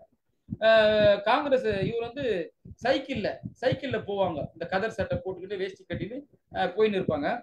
தன்னை ஆனால் இவரு மக்களுக்கு சேவை செய்யணும்னா தன்னை சிறந்த இதுன்னா கம்யூனிஸ்ட் தான் அப்படின்னு இவங்க மனசுல ஒரு ஆழம் வந்துச்சு. அதனால கம்யூனிஸ்ட் இயக்கத்துல தன்னை இயக்கப்படுத்திக் கொண்டாரு. வரிசையாக ஏராளமான கம்யூனிஸ்ட் தான் ஏராளமான போராட்டம். கூலி உயர்வு கேட்டு அந்த நிலத்துல வேலை செய்யறவங்க சண்டை போட்டா அவங்க மேல சாணிப்பாலை ஊத்திடுவாங்க. சாணிப்பாலை ஊத்தி சவுக்கால அடிப்பாங்க. அவங்களுக்காக போய் இவங்க போராடி அவங்களுக்காக ஒரு சங்கம் அமைச்சு அவங்களுக்காக அவங்க பாடுபட்டு இருக்காங்க. அதுக்கப்புறம் மில் தொழிலாளர்கள், ஆலை தொழிலாளர்கள் என்று பல தரப்பட்ட தொழிலாளர் பிரச்சனைக்காக அவங்க போராடுறாங்க. போராடும் போது இவங்க வந்து ஆகஸ்ட் சுதந்திரம் அடைந்த போது சில மாதங்கள் கம்யூனிஸ்ட், அதாவது இந்த மாதிரி இருக்கும்போது இதற்கெல்லாம் எதிர்ப்பு தெரியும். இந்த மிராசுதாரர்கள்லாம் இவர் மேல பயங்கர எதிர்ப்பு. ஏன்னா நம்மளை இருட்டடிப்பு செய்து நம்ம மேல இந்த மாதிரி பண்றாரு என்னல. ஆனாலும் மக்களிடையே நல்ல செல்வாக்கு இருந்தது. ஆகஸ்ட் இந்தியா சுதந்திரம் அடைஞ்ச போது சில மாதங்கள் கழிச்சு கம்யூனிஸ்ட் இயக்கம் தடை செய்யப்பட்டது. சில மாதங்கள். அப்போது இவர் அரெஸ்ட் பண்ணிட்டாங்க. இவர் நம்ம மணியம்மாவும் அரெஸ்ட் பண்ணி வச்சிருந்தாங்க. அங்கேயும் அவங்க பிரச்சனை தான். சிறைக்குள்ளே இருக்கிற கைதிகளுக்கு நடக்கிற போராட்டத்துக்காக அங்க சண்டை போட்டு அவங்களுக்கான இதை வாங்கி தந்தாங்க. நாகை பகுதியில் கூலி விவசாயிகள் தலித் தொழிலாளர்களுடைய மணியம்மா ஒரு தலைவியா மட்டும் இல்ல, ஒரு தாயா இருந்தாங்க. விவசாய தொழிலாளர்கள் நடவு பாடல்களில் இன்றையும் மணியம்மாவின் பெயர் ஒலிக்கப்படுகிறது அப்படின்னு ஆசிரியர் சொல்றாரு. 1952 முதல்ல எலெக்ஷன் நடக்குது. இந்தியாவில தான் ஃபர்ஸ்ட் எலெக்ஷன். அப்போ தமிழ்நாட்டுல மிகப்பெரிய கட்சியின் ஆளுங்கட்சி காங்கிரஸ். எதிர்கட்சி யாரு? அப்ப டிஎம்கே ஆரம்பிச்சு 3 வருஷம் தான் ஆகுது. அப்ப எதிர்கட்சி யாருன்னா கம்யூனிஸ்ட் தான்.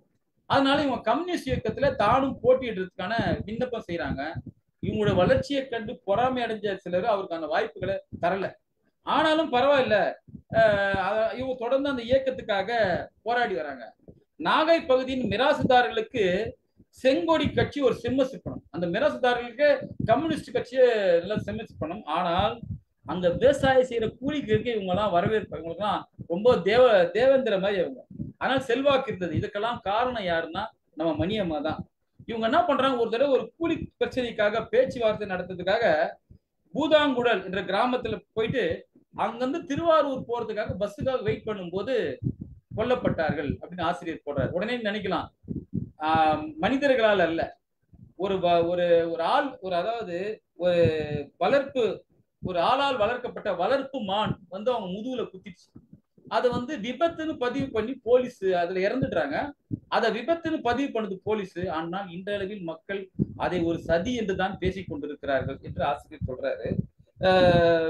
அவங்க சாவுக்கு கூட்டம் வந்தது பாரு, அப்படி வெள்ளமான கூட்டம் வந்துதான். வாழ்நாள் முழுவதும் தன்னை கட்டிய சங்கிலிகளை மட்டுமல்ல, தன்னை விடுவித்துக் கொண்டு திருவிடுதலைக்காக பாடுபட்ட நெருப்பு மலர் தான் நம்ம மணியம்மா. கல்வி நிலையங்கள் அனுமதிக்க மறுத்ததால் இவருடைய பெயர் வந்து அதுல இடம்பெறல. இந்த நமக்கெல்லாம் தெரியுதா மணியூர் மணியம்மா தெரியல. ஆனா ஒரே ஒரு எழுத்தாளர், மூத்த எழுத்தாளர் ராஜம் கிருஷ்ணன் ஒரு நாவலை எழுதியிருக்காங்க உங்க பேர்ல. அது மட்டும்தான் இன்னைக்கும் மணியம்மாவோட பேர் சொல்லுது. இல்லைன்னா அந்த நெருப்பு மலரான அந்த மணியம்மா நமக்கும் தெரியாது. இந்த மாதிரி பல நெருப்பு மலர்கள் இருக்குது. அதுல இந்த ராஜம் மணிலூர் மணியம்மாவும் ஒருத்தர். மூணாவது விஷயம், ரொம்ப சிறப்பான விஷயம், ஆடை போராளிகள் அப்படின்னு நம்ம சொல்றாரு. பெயர் ஒரு மனிதனின் அடையாளம். ஆனால் சில நெருப்பு மலர்களின் பெயர் கூட நமக்கு தெரியல, சரித்திரத்துல இல்லை. எப்படின்னா மனிதர்களையும் மிருகங்களையும் இன்று வேறுபடுத்தி வைக்கிறான். ஆனா இன்னைக்கு என்ன சொல்றான், ரெண்டுத்தையும் ஒன்னா நடத்தணும்னு சொல்றான். விலங்குகளையும் மனுஷனை போல வைக்கணும்னு தானே சொல்றாங்க. ஆனா ஒரு காலத்துல மனுஷனையே விலங்கு போல நடத்தினாங்க. எப்படின்னு கேக்குறீங்களா? 100 வருஷத்துக்கு முன்னால, 100-150 வருஷத்துக்கு முன்னாடி, அதுவும் எங்க நினைக்கிறீங்க, நம்ம இந்தியால தமிழ்நாட்டுல நடந்தது. எப்படின்னு கேக்குறீங்களா? இன்று கன்னியாகுமரி மாவட்டத்தில் இருக்கும் தோவாலை அன்று திருவாங்கூர் சமஸ்தானத்துல இருந்தது, ஒரு பகுதியா இருந்தது. சுமார் 175 ஆண்டுகளுக்கு முன்பு. அப்பெல்லாம் வந்து அடிமை முறைன்னு ஒண்ணு இருந்தது. அடிமைன்னு ஒருத்தர் இருந்தான். அந்த அடிமை என்னன்னா கீழ் ஜாதி தான் அடிமை. அவன் முதல்ல அந்த எஜமானுக்கு வேலை செய்யணும், பொது வேலை செய்யணும், அவனுக்கும் வேலை செய்யணும். இவ்வளவு வேலையை அவன் செஞ்சுக்கணும். எல்லா அடிமைகளும் அப்படிதான் இருந்தாங்க. எல்லா அடிமைகளும் ஒரு தடவை அந்த வயல்ல வேலை செய்யறதுக்கு வந்துட்டாங்க. ஒரே ஒரு பெண் மட்டும் வரல. உடனே அந்த எஜமான் பாக்குற, யாரு அந்த பெண்ணுன்னு பார்த்தா வேற ஒண்ணும் இல்ல, நிறைமாத கர்ப்பிணி அந்த வீட்டுல இருக்கா, வயிற்று பசி, அவளுக்கு மயக்கத்துல இருக்கா. உடனே எஜமானர் கோவம் வருது, போய் அவளை அழைச்சுன்னு வாங்கடா. அந்த அடிமைகள் பாரு, இந்த அடிமைகளே போய் அவளை தரன்னு இழுத்துன்னு வராங்க. இழுத்து வந்தோடனே அந்த மாடு கூட்டுவாங்க, அந்த உழவு வண்டி, அதுல வந்து ஒரு பக்கம் இவளையும் இன்னொரு பக்கம் மாடையும் கூட்டி அந்த உழவு செய்யறாங்க. அந்த மாட்டை விரட்டுறாங்க. அந்த மாடு ஓடுறதுக்கு தமிழ் ஓட முடியல, ஏற்கனவே பசி மயக்கம், நிறைமாத கர்ப்பிணி, கீழே விழுந்து அப்படியே இறந்துடுறாங்க. அப்போ அந்த எஜமானர் சொல்றாரு, பாரு இதுதான் உங்களுக்கும், இனிமேல் வேலைக்கு யாராவது வராமட்டினா உங்களுக்கு இந்த நிலைமை தான். இதுதான் அன்றைய அடிமைகளின் நிலைமை. அந்த அடிமைகள் அப்படிதான் இருந்தாங்க அந்த காலத்துல. எல்லா அடிமைகளும் இது ஒரு பக்கம் கூட்டப்பட்டார்கள், இது ஒரு பக்கம் இருந்தது. அடிமைகள் இப்படி இருந்தாங்க அப்படி சொல்லிட்டு அது மட்டும் இல்ல, அடிமைகளுக்கு எதுக்கு ஆடை? அடிமைகள் ஏன் அடிமை, உனக்கு எதுக்கு ஆடை அப்படின்னு அடிமைகள் மேலாடை அணியக்கூடாது. குறிப்பாக பெண்கள் மேலாடை அணியக்கூடாது. அதிலும் மேல் ஜாதி வரும்போது அந்த மார்பகத்தை அவங்க மூடக்கூடாது பெண்கள். அந்த திருவாங்கூர் மகாராஜா வரும்போது, வருஷத்துக்கு ஒரு தடவை நீராட வரும்போது, ஒரு 5 கிலோமீட்டருக்கு அந்த பெண்கள் வந்து மேலாடை இல்லாம அவளை வரவேற்கணும் அப்படின்னு ஒரு முறை இருந்தது. எல்லா மனிதரும் உடை உடுத்த தேவையில்லை, மேல் சாதியினர் மட்டும் உடை உடுத்தா போதும். அதுல வந்து அடிமைகள் மட்டுமல்ல, இந்த தலித்துகள், அப்புறம் கொஞ்சம் மேல் வர்க்கத்துல சாணர்கள், இவங்களுக்கு எல்லாம் கூட அந்த ஆடை மேலாடை அணியக்கூடாது அப்படின்றது. மேல் ஜாலை எதிர்த்து வரும்போது மார்பகங்களுக்கு கூட. இதுல ஒரு சின்ன ஆச்சரியம் என்னன்னா, அந்த காலத்துல எல்லாத்துக்கும் வரி போட்டான். இந்த மேலாடை கட்டுறதுக்குன்னு ஒரு வரி கட்டிட்டு வச்சுக்கேன், நீ வந்து மேலாடை போட்டு மேலாடை வரி அப்படின்னு ஒண்ணு வச்சிருந்தாங்க. ஆனால் இவர்களோ அடிமைகள், அன்றாட காட்சிகள், அதுக்கு மேல் தட்டு மக்களுக்கு பணம் இல்லை, அவங்க எங்க இருந்து வரி கட்டுறது? அதனால அவங்க மேலாடை அணியும் பழக்கமே அவங்களுக்கு இல்லாம போச்சு. இது வந்து தொடர்ந்து நடந்து கொண்டிருந்த போதுதான் இதுக்கு ஒரு விடிவெள்ளியா சில பெண்கள் வெளியே வந்தாங்க. அப்ப என்னன்னா, கிறித்துவ மத போதகர்கள் அப்ப வந்து அவங்க அவங்க வந்து அந்த கிராமத்துக்கு வராங்க. அவங்க எண்ணம் வந்து மதம் பரப்புறதுதான் முதல் குறிக்கோளாக இருந்தாலும் அவங்க என்ன பண்றாங்க, கல்வி கத்துறாங்க, மருத்துவம் பாக்குறாங்க. இதெல்லாம் வந்து மக்களை கவருது. அது மட்டுமல்ல, போதகர் சார்லஸ் மீட்ன்றவர் என்ன பண்றாருன்னா, ஒரு ரவிக்கை அப்படின்ற ஒரு ஆடையை அவங்களுக்கு அணிவிக்கிறார். நீங்க எல்லாம் இனிமேல் கிறித்துவ மதத்துக்கு மாறிட்டீங்க, நீங்க இந்த ஆடையை போட்டுக்கலாம் அப்படின்னு எல்லோரும் சந்தோஷமா அந்த அந்த ரவிக்கையை போட்டுக்கிறாங்க. இதை பார்த்த அதுக்கு பேர் குப்பாயம், மேல்காட்டு மக்களுக்கு கோபம் வருது. இது எப்படி நீங்க போடலாம் சொல்லிட்டு 2 பேருக்கும் சண்டை வருது. அந்த ரவிக்கை போட்டவர்களை பயங்கரமா அடிக்கிறாங்க. சில விஷயங்கள் ஆசிரியர் போற மார்பகங்களை அவங்க அறுத்து எறிகிறாங்க. ஆனா அவங்க என்ன நினைச்சாங்கன்னா, இந்த மாதிரி பண்ணா பெண்கள் போட மாட்டாங்கன்னா, ஒரு பெண்ணோட மார்பகங்களை அறுக்கும் போது இன்னொரு பெண் அந்த ஜாக்கெட் போட்டு வந்தாங்க. ஆனா அது இன்னும், அதாவது முதலோட இன்னும் அதிகமான அந்த இது இருந்தது. அது வந்து இதெல்லாம் வந்து கவர்மெண்ட்டுக்கு போன உடனே கவர்மெண்ட் என்ன சொல்லுது, பெண்கள் வந்து இந்த மாதிரி மேலாடை அணியக்கூடாது, நீங்க வந்து தவறு அப்படின்னு சொல்றது. அதுக்கப்புறம் வந்து எல்லாரும் போன உடனே அவங்க என்ன சொல்றாங்க, மேலாடை அணிந்து கொள்ளலாம், ஆனா மேல அந்த துணி மட்டும் போத்திக்க கூடாது அப்படின்னு ஒரு சட்டம். ஏன்னா கலவரம் பயங்கரமா சண்டை நடக்குது 2 பக்கமும். நடந்தாலும் கவர்மெண்ட் என்ன பண்ணுது, எல்லாரும் மேல ரவிக்கை அணிஞ்சிக்கலாம், அதை மறைக்கிறதுக்கான அந்த ஆடை மட்டும் போட்டுக்கூடாது. ஏன்னா மேல்தட்டு மக்கள் போய் கம்ப்ளைண்ட் பண்ணாங்க, எங்களுக்கும் அவங்களுக்கு வித்தியாசம் இருக்காது, அதனால நாங்க மேல அந்த துணியை போத்துக்கிறோம், அவங்க வெறும் ரவிக்கையோட இருக்கணும்னு. ஆனால் இதுவரை சும்மா இருந்த இவங்க வந்து பொங்கி எழுந்தாங்க, அதெல்லாம் நாங்க செய்ய மாட்டோம் அப்படின்னு ஒரே பயங்கர சண்டை ஆனவுடனே 1855 அரசாங்கம் என்ன பண்ணுது, அடிமை ஒழிப்பு சட்டத்தை கொண்டாந்துட்டாங்க. இனிமேல் யாருமே அடிமை கிடையாது, எல்லாருமே ஆடை போட்டுக்கலாம், எல்லாருமே மேலாடை போட்டுக்கலாம் அப்படின்னு ஒரு சட்டம் கொண்டாந்துடுறாங்க. இன்று எல்லா பெண்களும் எல்லா விதமான உடைகளும் மனித சுதந்திரம் வர்றதுக்கு காரணமா இருந்த அந்த நெருப்பு மலர்கள், அது யாருன்னு பேர் கூட தெரியல. முதல்ல ரவிக்கு அணிஞ்சவங்க யாருன்னு தெரியல. ரவிக்கு மார்பகத்தை வெட்டிய போது தைரியமா போட்டு வந்தாங்க, அந்த பெண்களுடைய பேரும் சரித்திரத்துல இல்லை. அந்த மாதிரி நெருப்பு மலர்களை பற்றி எதுவும் இல்லை. ஆனால் அப்ப என்னன்னா, கூரைக்காக போராடியவர் அது அந்த பெண்மணி மட்டும் பேர் மட்டும் தான் தெரிஞ்சது. அந்த காலத்துல என்னன்னா, கூரையை கூட நீங்க கூரை வீடு கூட நீங்க கட்டலாம், அதுக்கு வந்து ஓடு போடக்கூடாது, ஓடு போடக்கூடாது. 2வது கேட்டு ஒரு உடம்ப மடிச்சுன்னு உள்ள போகணும், ஒரு சின்ன கேட்டு தான் இருக்கணும், அது மாதிரி ஒரு சட்டம் வச்சிருந்தாங்க. இதை வந்து பாக்கியம் என்ற பெண் வந்து இந்த அடிமைகள் ஒழிப்பு சட்டம் வந்துச்சு இல்ல, அதுக்கப்புறம் அவங்க என்ன பண்றாங்க, பாக்கியன்றவங்க ஒரு வீடு கட்டி அதுக்கு மேல ஓடு போட்டு கட்டினோடனே அரசாங்க ஊழியர்கள் வந்து அந்த ஓட்டை பிரிச்சு எரிக்கிறாங்க. உடனே இவங்க வந்து பிரிட்டிஷ் அரசாங்கத்திட்ட மனு போடுறாங்க, இந்த மாதிரி செய்யறாங்கன்னு. அவங்க விசாரிச்சு என்ன சொல்றாங்க, இனிமேல் எல்லாரும் வீடு கட்டலாம், எல்லாரும் ஓட்டு வீடு கட்டலாம், யாருக்கும் அந்த பாகுபாடு கிடையாது அப்படின்னு ஒரு ஆதரவு போடுறாங்க. இன்னைக்கும் நாகர்கோவில்ல பாக்கியத்தின் வீடு, ஓட்டை போட்ட பாக்கிய வீடுன்ற பேர்ல ரிங்கல் தோபை தேர்வுல அந்த வீடு இருக்கு அப்படின்னு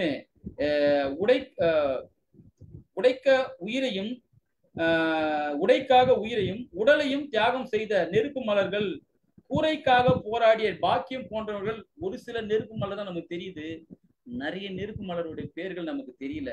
தயவு செய்து அனைவரும் மியூட் பண்ணி அந்த நெருப்பு மலர்களுக்கு ஒரு கைத்தட்டல் கொடுக்கும்படி கேட்டுக்கொள்ளும். அவங்களுக்கு இன்னைக்கு இல்லைன்னா இந்த இவ்வளவு பேரு இந்த உடைகள் போட்டிருப்பாங்களான்னு தெரியல, கைத்தட்டலாம் என்று நான் கேட்டுக்கொள்கிறேன். இல்ல அப்புறம் கூட நீங்க பண்ணிக்கலாம், அது உங்களுடைய விருப்பம்.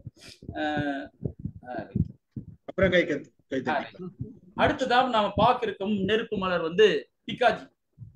உடுக்க உடை, வசிக்க இடம், உண்ண உடவை இவையெல்லாம் கிடைச்ச போது அப்புறம் என்ன பண்ணுவாங்க, நான் விருப்பம் போல வாழ்வேன் அப்படின்னு சொல்லுவாங்க. அதுக்கு நீ தடை பண்ணா என்ன கேட்குது, நீ யாரு அப்படியேப்பட்டவங்க தான் நம்ம இந்த பிக்காஜி. பிக்காஜி என்ன, அவங்க அவங்க அவங்க நீங்க பிக்காஜின்னா உங்களுக்கு ஒண்ணுமே புரியாது. மேடம் காமான்னா புரியும். இந்திய தேசிய கொடியை வடிவமைத்தவர் தான் இந்த மேடம் காமா. அவர் தான் இந்த பிக்காஜி. அவரை பத்தி தான் நம்ம பேச போறோம். அவர் என்ன நினைக்கிறாருன்னா, இந்தியாவுக்கு விடுதலை வந்து இந்த அகிம்சை முறையெல்லாம் வராது, ஆயுதம் எடுத்து போராடினா தான் வரும் என்பதிலே அவங்க ஒரு ஈடுபாடாக இருந்தாங்க, நம்பியவர்கள். இவங்க எப்படின்னா, மும்பையில ஒரு பணக்கார பார்சி குடும்பத்துல 1885 பிறந்தவங்க. பள்ளி படிப்பை முடித்த பின்பு வழக்கத்துக்கு மாறாக 24 திருமணம் செய்து வைக்கப்பட்டார். 24. ஆனா ஏன் வழக்கத்துக்கு மாறா போனா, அந்த காலத்துல 12 வயசுல கல்யாணம் பண்ணுவாங்க. ஆனா இவங்களுக்கு 24 வயசுல கல்யாணம் நடந்தது. கல்யாணம் பண்ணிக்கலாம் இருந்தா பம்பாய் கிரானிக்கல்ஸ் உடைய பத்திரிகை நிர்வாகி வக்கீல் ரூம்தாஸ் காமா என்பவரை கல்யாணம் பண்ணிடுறாங்க. அன்னிலிருந்து தான் இவங்க மேடம் மிஸ்டர் காமா அல்லது மேடம் காமா என்று அவங்க பேர் மாறிக்குது. ஆனாலும் என்ன பிரயோஜனம், அவங்களோட குடும்ப வாழ்க்கை நீடிக்கல. 2 வருஷத்துல அவங்க பிரிஞ்சிடுறாங்க, கருத்து வேறுபாடால பிரிஞ்சிடுறாங்க. காமா என்னதான் பணக்கார குடும்பத்தை சேர்ந்தாலும் அவருடைய நடைமுறைகள்லாம் வித்தியாசமா இருந்தது. ஒரு செவிலியர் படிப்பு படிச்சு தர்ம ஆஸ்பத்திரியில போய் செவிலியரா வேலை செய்யறாங்க, ஒரு சேவை மனப்பான்மையோட வேலை செய்யறாங்க. ஆனா அங்க பிளேக் நோய் வந்த போது ஆங்கில அதிகாரிகள் பெண்களிடம் நடந்து கொண்ட மோசமான விதத்தை பார்த்தோன்னே இவங்களுக்கு அப்படின்னு உடம்பெல்லாம் கொதிக்குது. அதனால இவங்க என்ன பண்றாங்க, ஒரு பத்திரிகை ஆசிரியரா மாறி அதுல கருத்து, ஏற்கனவே நர்ஸா இருந்தவங்க பத்திரிகை ஆசிரியர் மாதிரி தன்னை தலையங்கம் எழுத ஆரம்பிச்சாங்க. ஆனா இந்த மாதிரி கொஞ்சம் உடல்நல குறைவு ஏற்படுது. அதுக்காக தனக்கு உடல்நல ட்ரீட்மெண்ட்டுக்காக 1902 லண்டனுக்கு போறாங்க. லண்டனுக்கு போய் ட்ரீட்மெண்ட் எடுக்கிறாங்க. அங்கதான் தாதாபாய் நெவ்ரோஜி காங்கிரஸ் பேரியக்க தலைவரை பாக்குறாங்க. அவருடைய கருத்துக்களால் ஈர்க்கப்படுறாங்க. அங்க ஏற்கனவே இவங்க ஆயுதத்தால தானே முடியும் சொன்னாங்க. அங்க ஆயுத போராளிகள் நிறைய பேர் இருந்தாங்க. அவங்களோட பழக்கம் அவங்களுக்கு ஏற்படுது. ஆனா ஆயுத போராட்டம் பண்றாங்க. இந்தியாவுக்கு கிறிஸ்துமஸ் பரிசு பொருள் என்று அதுல துப்பாக்கிகளை வைத்து இந்தியாவுக்கு அமைச்சிருந்தாங்க, அந்த தீவிரவாதிகளுக்கு அமைச்சிருந்தாங்க. ஆங்கில ஆதிக்கத்துடைய தலைநகரில் இருந்தே இவங்க தீவிரவாதத்தை வளர்த்தாங்க. இது வந்து பிரிட்டிஷ் அரசாங்கத்துக்கு தெரிஞ்சது. அதனால இவங்களை கைது பண்ணும்போது இவங்க என்ன பண்றாங்க, பிரிட்டிஷ்ல தப்பிச்சு பாரிஸ், ஜெனீவா பல நாடுகளுக்கு போய் இந்திய நாட்டின் சுதந்திரத்துக்கான அந்த ஆயுதத்துக்காக இதுக்காக பாராட்டுறாங்க. அனைவரையும் உலக குடிமக்கள். நோயாளிகளுக்கு சேவை செய்த காமா எப்படி இந்த வன்முறையை தேர்ந்தெடுத்தாங்க அப்படின்னு உங்களுக்கு ஒரு எண்ணம் வரணும்ல. ஏன் வந்தாங்கன்னா, அதுக்கு 1909 அவங்களே ஒரு பதில் சொல்றாங்க. என்ன சொல்றாங்கன்னா, ஒரு பெண் என்ற முறையில் நான் வன்முறையை ஆட்சேபிப்பேன் என்று நீங்கள் கருதலாம். 3 ஆண்டுகளுக்கு முன்பு நான் அப்படிதான் இருந்தேன். ஆனால் தங்கள் தாராள வர்க்கத்திற்காக சில கொடுங்கோல்வாதிகள், இதயமற்றவர்கள் போலித்தனமாக போக்கிரித்தனம் தான் என்னை இந்த அளவுக்கு கொண்டாந்தது. அவங்க நமது எதிரிகள் நமது மீது வன்முறையை பிரயோகிக்கும் போது நாம ஏன் ஓடணும், நாமளும் வன்முறையை பிரயோகிக்கதான் நல்லது. அவங்க வன்முறையை பிரயோகிக்கும் போது நாம ஏன் பிரயோகிக்க கூடாது அப்படின்னு இவங்க சொன்னதை கருத்து கேட்டு இவங்களை கல்கத்தா காலி அப்படின்னு அந்த ஆங்கில பத்திரிகையில போட்டிருக்காரு. ஐரோப்பா, அமெரிக்கா என்ற பல இடங்களுக்கு சுற்றுப்பயணம் செய்து இந்திய விடுதலைக்காக ஆதரவு திரட்டினாங்க. இந்திய இளைஞர்களுக்கு குண்டு செய்யறது எப்படி, துப்பாக்கி சுடும் பயிற்சி எப்படிலாம் கத்துக் கொடுத்தாங்க. ஜெர்மனியில் 2வது உலக போர் மாநாடு 1903 நடந்த போது அதுக்கு சிறப்பு அழைப்பாளராக அழைக்கப்பட்டாங்க. அப்பதான் இந்தியாவுக்கான தேசிய கொடி, அந்த மேடம் காமா வந்து தேசிய கொடியை அறிமுகப்படுத்தினாங்க. அதேதான் பச்சை, சிவப்பு, தங்க நிறம். என்னன்னா அதுல வந்து சூரியன் இருக்கும், ஒரு பிறை சந்திரன் இருக்கும், அதுல வந்தே மாதரம் போட்டிருக்கும். அதுதான் அவங்க வடிவமைத்த தேசிய கொடி. இந்த மாதிரி காமா இருக்கும்போது 1920 ஒரு விபத்துல அடிபட்டு இவங்களுக்கு சரியான பயங்கர நோய்வாய்ப்பட்டுறாங்க. அப்போ அவங்க வந்து தன்னுடைய தாய் நாடான இந்தியாவுக்கு வரதுக்கு கேட்ட பிரிட்டிஷ் அரசாங்கம் அனுமதி தரல. அப்படியே ஒரு 10 வருஷம் ஆன பிறகு அப்போ அவங்களுக்கு 59 வயசு. அப்போ 1936 ரொம்ப முடியல என்பது திருப்பி விண்ணப்பிக்கிறாங்க. அப்போ வந்து பிரிட்டிஷ் அரசாங்கம் அனுமதி தருது. 1936 இந்தியாவுக்கு வந்து மருத்துவமனை அடிமைப்பட்ட சில மாதங்கள்ல அவங்க உயிர் பிரிஞ்சிட்டு இந்தியா வந்து பிரிட்டிஷ் அரசு இந்தியா வந்து அனுப்பிச்சிருந்து தன் கல்லறையில் இந்த வாசகத்தை பொறிக்க சொன்னாங்களாம் மேடம் காமா. என்னன்னா, கொடுங்கோன்மை எதிர்ப்பதுதான் கடவுளுக்கு நாம் செய்யும் தொண்டு, கொடுங்கோன்மை எதிர்ப்பதுதான் கடவுளுக்கு நாம் செய்யும் தொண்டு அப்படின்னு இந்த வாசகத்தை எழுதுங்க அப்படின்னு அவங்க அந்த சொல்லிட்டு போனாங்க. இந்த மாதிரியான நெருப்பு மலர்களுடைய பெயர்கள் இன்னும் நமக்கு தெரியல. அதை தெரிஞ்சதுக்காக அந்த புத்தகத்தை எழுதுனேன்னு ஆசிரியர் சொல்றாரு. அடுத்ததாக இன்னும் ஒரே ஒரு நேரம் இருக்கு. ஒரே ஒரு அருணா அவர்களை பற்றி நான் சொல்லி கொடுக்கிறேன். அருணா ஒரு கங்கூலி பிராமண குடும்பத்து பெண்ணு. கொல்கத்தாவில் பிறந்தவர். நைனிடாலிலும் லாகூரிலும் பள்ளி படிப்பை முடித்தவர்.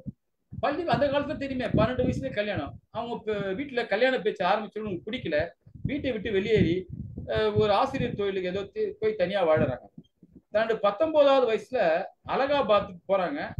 அங்க காங்கிரஸ் அசஃப் அலியை பாக்குறாங்க. 2 பேர் கூட விருப்பம் வந்து 2 பேரும் கல்யாணம் பண்ணிக்க ஆசைப்படுறாங்க. வீட்டுல பயங்கர எதிர்ப்பு. ஏன்னா இவங்க பிராமண சமூகத்தை சேர்ந்தவர், அவர் முஸ்லீம் சமூகத்தை சேர்ந்தவர். அதை மீறி அவங்க மறுமணம் செஞ்சுக்கிறாங்க. அப்ப அசரப் அலிக்கு வயது 42, இவங்களுக்கு வயது 19. உயர் படிப்பு படிக்காத போதும் அருணா புத்தக புழுவாக இருந்தார். மார்க்சிய கருத்துக்கள் பல புத்தகங்களை பிடிச்சாங்க. இவங்களுக்குள்ள ஜெயபிரகாஷ் நாராயணன், ராம் மனோகர் லோகியா போன்ற தலைவர்களுடைய நட்பு கிடைத்ததால ஒத்துழையாமை இயக்கத்துக்காக ஊரா சென்று பிரச்சாரம் பண்ண ஆரம்பிச்சாங்க. காந்திய கொள்கை ஈடுபடுவாங்க. உப்பு சத்தியாகிரகம் நடந்த போது அதில் கலந்து கொண்டாங்க அருணா. உப்பு சத்தியாகிரகம் நடந்த எல்லாரும் கைது பண்ணாங்க.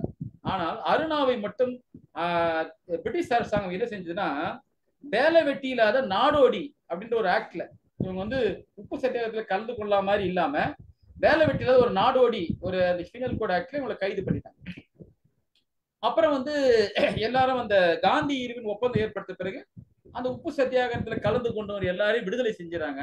ஆனா அருணாவை மட்டும் விடுதலை செஞ்சாங்க. அவங்க தான் வேற சட்டத்துல கைது செஞ்சுறாங்க. ஆனால் அருணாவோடு இருந்த பெண்கள், லாகூர் சிறையில் இருந்த பெண்கள், நாங்க போக மாட்டோம், நீங்க அருணாவையும் சேர்த்து எங்களை விடுதலை பண்ணதான் நாங்க போகணும். ஒரு பெரிய கலடா பண்ணி இது காந்தி வரைக்கும் போச்சு. அப்புறம் அதை பேசி அதுக்கப்புறம் இவங்களை விடுதலை பண்ணியிருக்காங்க. ஆனால் மீண்டும் 1932 கைது செய்யப்பட்டார்கள், சிறையில் அடைக்கப்பட்டார்கள். சிறையில கைதிகள் துன்புறுவதை பார்த்து அதுக்கு உண்ணாவிரத போராட்டம் நடத்தினாங்க. ஆனால் இவங்க கோரிக்கை ஏற்கப்பட்டது. ஆனால் இவங்களை வந்து அலிப்பூர் சிறைக்கு மாத்திட்டாங்க, தனிமை சிறையில் எடுத்துட்டு போட்டாங்க. அங்கே சில காலம் 2-3 வருஷம் இருந்துட்டு அப்புறம் அவங்க விடுதலை செய்யப்பட்டாங்க. விடுதலை ஆன பிறகு 10 வருஷம் எதுலயும் யாரும் எல்லாம் சும்மா இருந்துட்டு அதுக்கப்புறம் வேங்கை போல உள்ள நுழைஞ்சாங்க. அதாவது மும்பையில் ரகசிய வானொலி மீதும் ஒத்துழையாமை இயக்கத்தை பத்தி அவங்க பிரச்சாரம் பண்ணாங்க. 1942 ஆகஸ்ட் 9 அன்று போலீஸ் தடை விதிச்சு அந்த ஊர்வலத்துக்கு. அந்த ஊர்வலம் அதாவது அருணா தலைமையில் மும்பை கவாலியா மைதானத்துல நேஷனல் பிளாக் ஏத்தணும்னு ஒரு தீர்மானம். அதற்கு போலீஸ் அனுமதி தரல. அந்த தடை உத்தரவை மீறி இவங்க நேஷனல் பிளாக் அந்த தேசிய கொடியை ஏற்றினாங்க. இவங்களை கைது செய்யறதுக்கு போலீஸ் வந்து இவங்க தப்பிச்சு ஓடிட்டாங்க. போலீஸால அருணாவை கைது செய்ய முடியல.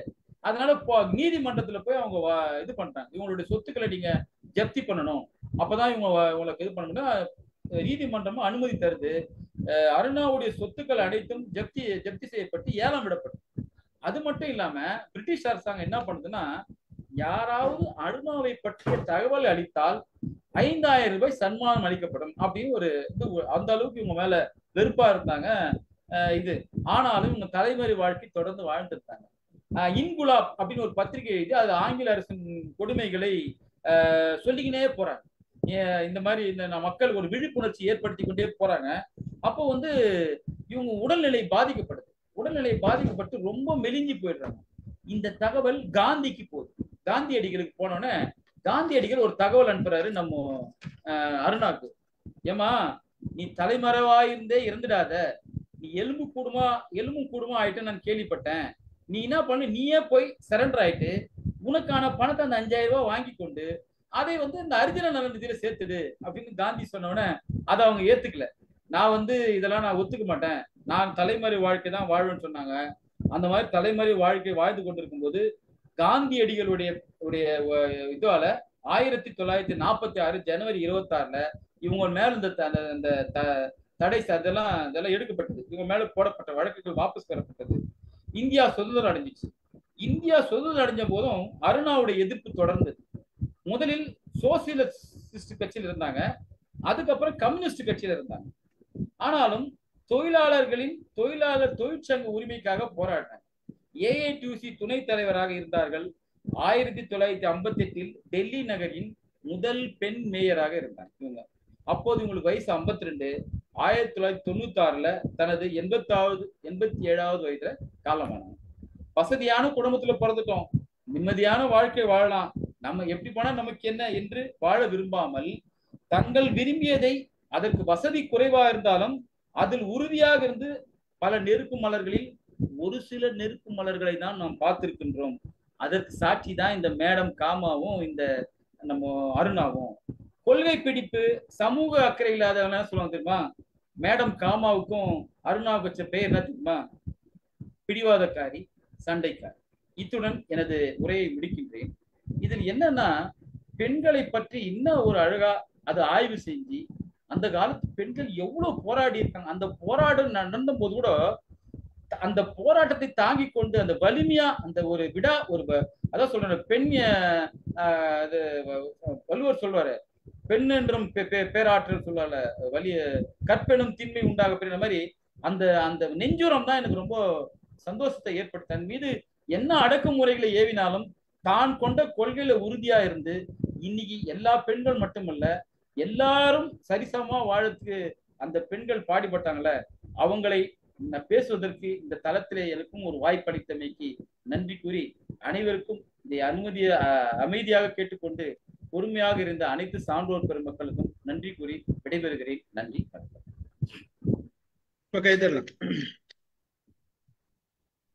அருமை அருமை, சூப்பர், எக்ஸலண்ட். ஆக்சுவலா வந்து நம்ம நிறைய செய்திகள், தெரியாத செய்திகள், அறியாத அன்னைக்கு பெண்களோட நிலைமை எவ்வளவு மோசமா இருந்தது அப்படின்றதெல்லாம் வந்து நமக்கு ஏதோ தெரியும் தவிர இந்த அளவுக்கு டெப்தா எழுதியிருக்காரு ஆத்தர்ன்றது மிகப்பெரிய செய்தி. ஆக்சுவலா அது வந்து எத்தனை பெண்களை பத்தி சொல்லியிருக்காருன்றது, ரமாபாய், அப்புறம் முத்துப்பழனி, மணியம், அப்புறம் வந்து இந்த போராட்டத்தை பத்தி மேலாடை பேர் இல்ல, அதுல பேர் கொடுக்கல இல்லையா, மேடம் காமா, அருணா, இந்த மாதிரி எல்லாரையும் வந்து நமக்கு அறிமுகப்படுத்தியது மிகப்பெரிய இது.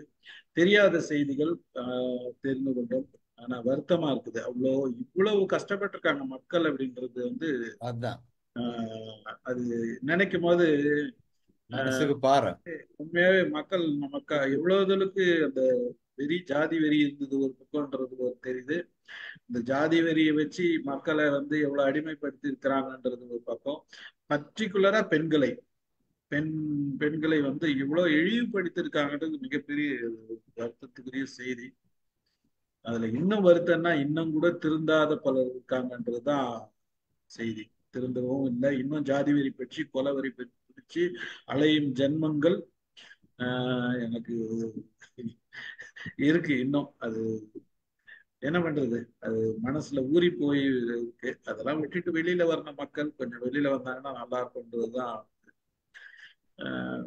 பார்ப்போம். மகிழ்ச்சி.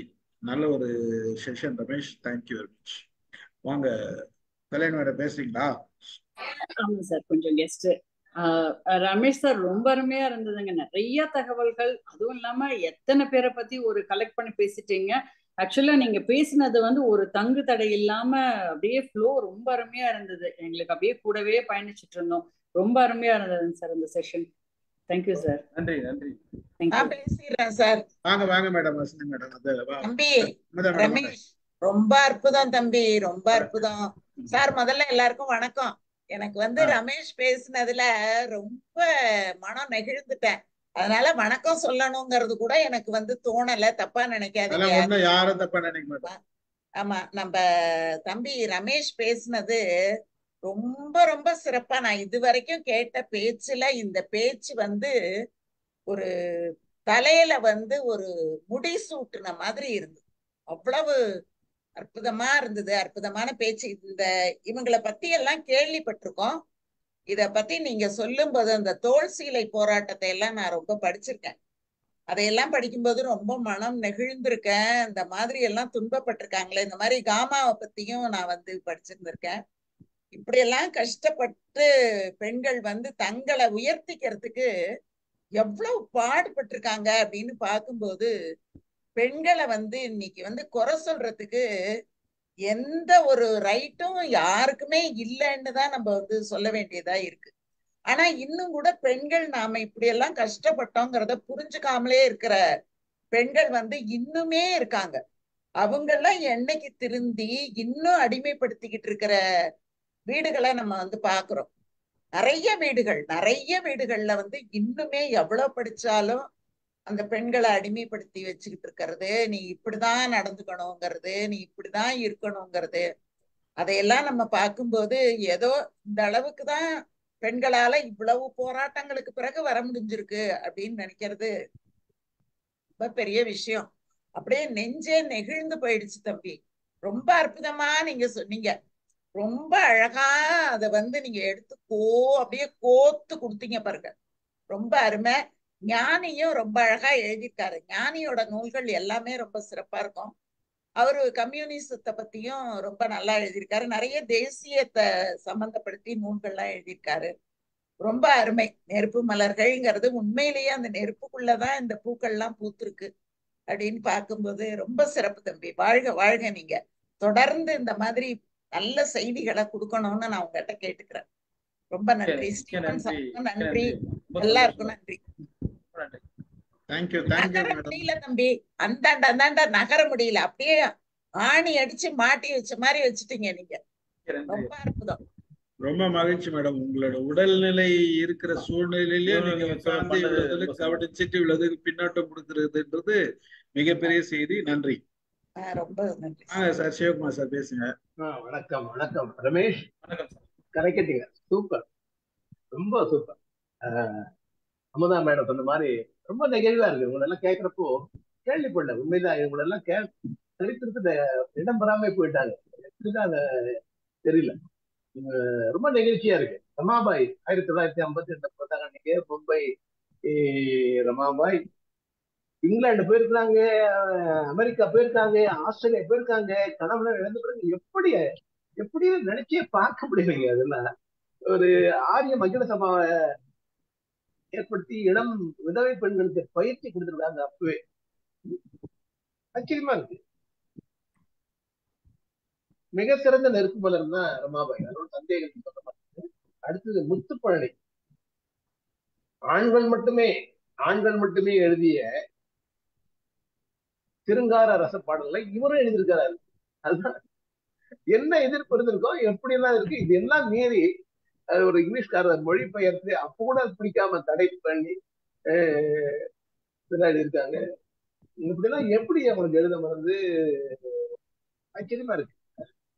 இதெல்லாம் தெரியாம இப்ப இருக்கிற ஞானிகள் கண்டுபிடிச்சு எழுதியிருக்காரு. உண்மையிலேயே உலகத்துக்கு தெரிவிச்சிருக்காரு. இன்னும் கூட தெரியல பாருங்களேன். இன்னும் கூட அதை பத்தி பேசப்படவில்லை பாருங்களேன். நீங்க சொன்னதுக்கு அப்புறம் தான் எங்களுக்கெல்லாம் இந்த தளத்துல கொஞ்சம் ஏதோ எட்டுது செய்தி. மணல் ஒரு மணியம்மா ஒரு கம்யூனிஸ்டா இருந்து கொல்லப்பட்டாருன்றதுலாம் வருத்தமா இருக்கு. கிராப் தலை வெடிவிட்டுருக்காங்க, கலர் வேஷ்டி கட்டி போயிருக்காங்க. பெரியார் சொன்னா அப்படிதான். பெரியார் கிராப் வெட்டிக்குங்க, பேண்ட் கேட்ட போட்டுங்க அப்படின்னு சொல்லுவாரு. ரொம்ப அருமை. மனிதனையே விலங்கு போல் நடத்திய சமூகத்திலிருந்து பல நெருப்பு மலர்கள் தெரியாமலே போய்க்கின்றது. பல நெருப்பு மலர்கள்.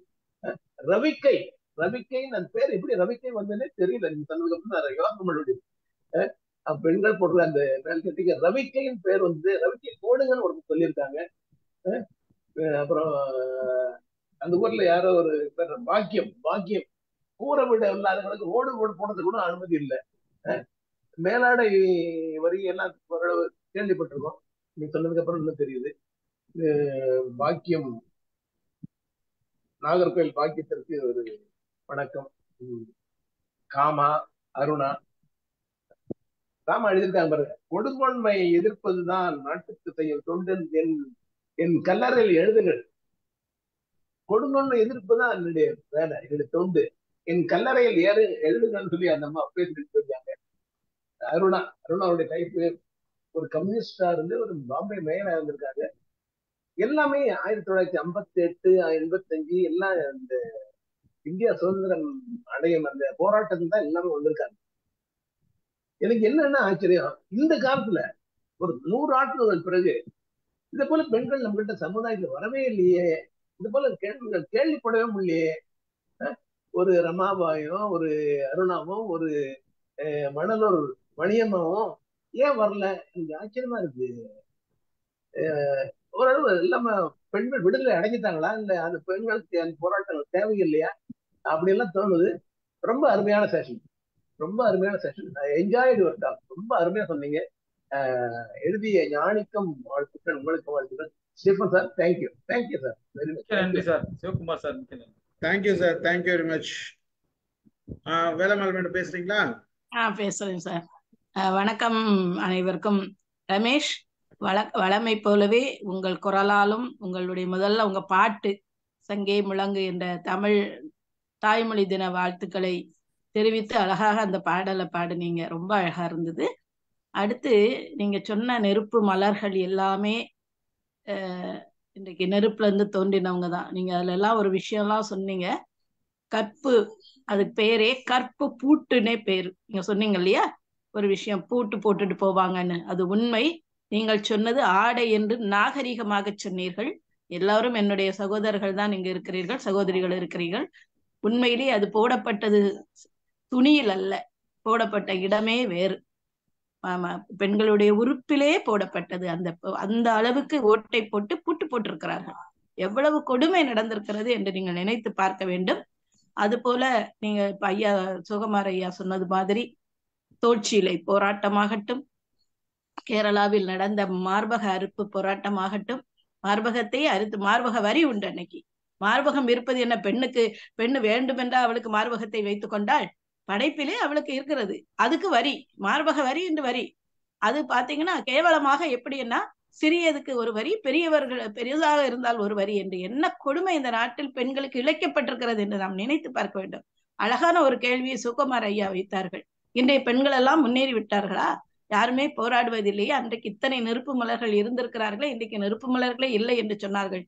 இன்றைய நெருப்பு மலர்களின் மூளைகள் எல்லாம் வேறு மாதிரியாக மழுங்கடிக்கப்பட்டிருக்கிறது என்ற உண்மையை நாம் ஒத்துக்கொள்ள வேண்டும். இருக்கிறார்கள் நெருப்பு மலர்கள், இன்றைக்கு இருக்கிறார்கள், இல்லை என்று நான் சொல்லவில்லை. ஆனால் நிறைய நெருப்பு மலர்களுடைய மூளையும் அந்த மனங்களும் இன்றைக்கு நிறைய, அன்னைக்கு சோசியல் மீடியா பற்றி நாம் பேசினோம், இருந்தாலும் அதனுடைய முன்னேற்றங்களை பற்றி பேசணும். சில பின்னேற்றங்கள் உண்டல்லவா, அதில் ஒன்று இந்த மழுங்கடிக்கப்படக்கூடிய விடயம் இருக்கிறது என்பதை ஐயாவுக்கு நான் சொல்ல, ஒரு பெண்ணாக இன்றைக்கு நான் உங்களிடம் சொல்லுகிறேன். ஆனால் அன்றைக்கு அப்படி இல்லை. அவர்களுக்கு எப்படியாவது விடுதலை பெற்றே ஆக வேண்டும் என்ற நிலை இருந்தது. எப்படியாவது வெளியில வந்துடணும், வெளியே வந்தே தீர வேண்டும் என்ற ஒரு நிலை இருந்தது. அந்த நிலையில் தான் இத்தனை போராட்டங்களை அவர்கள் கடந்தது. நீங்க ஐயா ஸ்டீபன் சார் சொன்ன மாதிரி ஜாதி போராட்டமே மிகப்பெரிய போராட்டம். ஆனால் அதையெல்லாம் தாண்டி பெண்ணுக்கென்று ஒரு போராட்டம் இருந்தது பாருங்கள். அதை யாராலையும் நிவர்த்தி செய்ய முடியாது. பெரிய முற்போக்கு ஜாதி என்று சொல்லக்கூடிய அந்த பிராமண இனத்தில் தான் பெண்கள் அத்தனை கொடுமைப்படுத்தப்பட்டார்கள். மொட்டை அடிக்கப்பட்டு சின்ன குழந்தையா இருக்கும். அன்னைக்கு பாலிய திருமணம் நினைச்சு பாருங்களேன். 5 வயசு குழந்தைக்கும் 6 வயது குழந்தைக்கும் மொட்டையை அடித்து நார்மடி புடவை கட்டி, நார்மடி புடவைன்னா நீங்க தெரியும், அந்த சட்டை போடாதது. அதை நானே உணர்ந்திருக்கிறேன். நான் திருமணமாகி வரும்போது நான் ஒரு கிராமத்துக்கு வந்தேன்னு அன்னைக்கே உங்கள்ட்ட சொன்னேன். அந்த கிராமத்திலே என்னுடைய மாமியாரை சட்டை போட மாட்டாங்க, அவங்க சட்டை போடக்கூடாதுன்னு. ஆனால் நான் முதல் புரட்சி செய்தேன். பெருமையோடு இந்த தளத்திலே நான் பதிவு செய்ய விரும்புகிறேன். என்னுடைய மாமியாரை நான் முதல்ல சட்டை போட வச்சேன். உண்மையிலே அந்த சின்ன வயதில், எனக்கு 22 வயது தான், அந்த வயதில் அவர்களை நான் சட்டை போட வைத்தேன். அதனால் விளைந்த பயன் பார்க்கணும். இன்றைக்கு அந்த கிராமத்தில் யாருமே சட்டை இல்லாமல் இருக்கவில்லை. அதுதான் நான் செய்த அந்த, உண்மையிலே நான் மன மகிழ்ச்சியோடும் பெருமையோடும் இதை நான் இங்கு பதிவு செய்கிறேன். இன்னைக்கு எல்லாருமே சட்டை போட ஆரம்பிச்சுட்டாங்க, யாருமே சட்டை போடாமல். ஆனால் அன்றைக்கு விதவை ஆனவுடன் சின்னவங்களா இருந்தா கூட, என்னுடைய கணவருடைய அத்தை 24 வயதில் விதவையானார்கள். 24 வயதுல இருந்து சட்டை போடலைன்னா அந்த அவ்வளவு அழகா இருப்பாங்க. கலர்னா அவ்வளவு அழகு. நினைத்து பாருங்க, சட்டை இல்லாம அந்த அம்மா இருக்கும்போது என்ன பாடுபட்டிருப்பார்கள் என்று நினைத்து பாருங்களேன். ஆனா அவங்களையும் சட்டை போட வைத்து, என்ன கொஞ்சம் அவங்க நம்ம சொன்னதுக்காக சட்டை போட்டுக்கிட்டாங்க, வெள்ளை சட்டை போட்டாங்கன்னு வச்சுக்கோங்களேன். ஆனா அதுக்கு பிறகு இப்ப எல்லாமே மாறிவிட்டது. அந்த கிராமமே தலைகளாக இன்றைக்கு மாறி இருக்கிறது.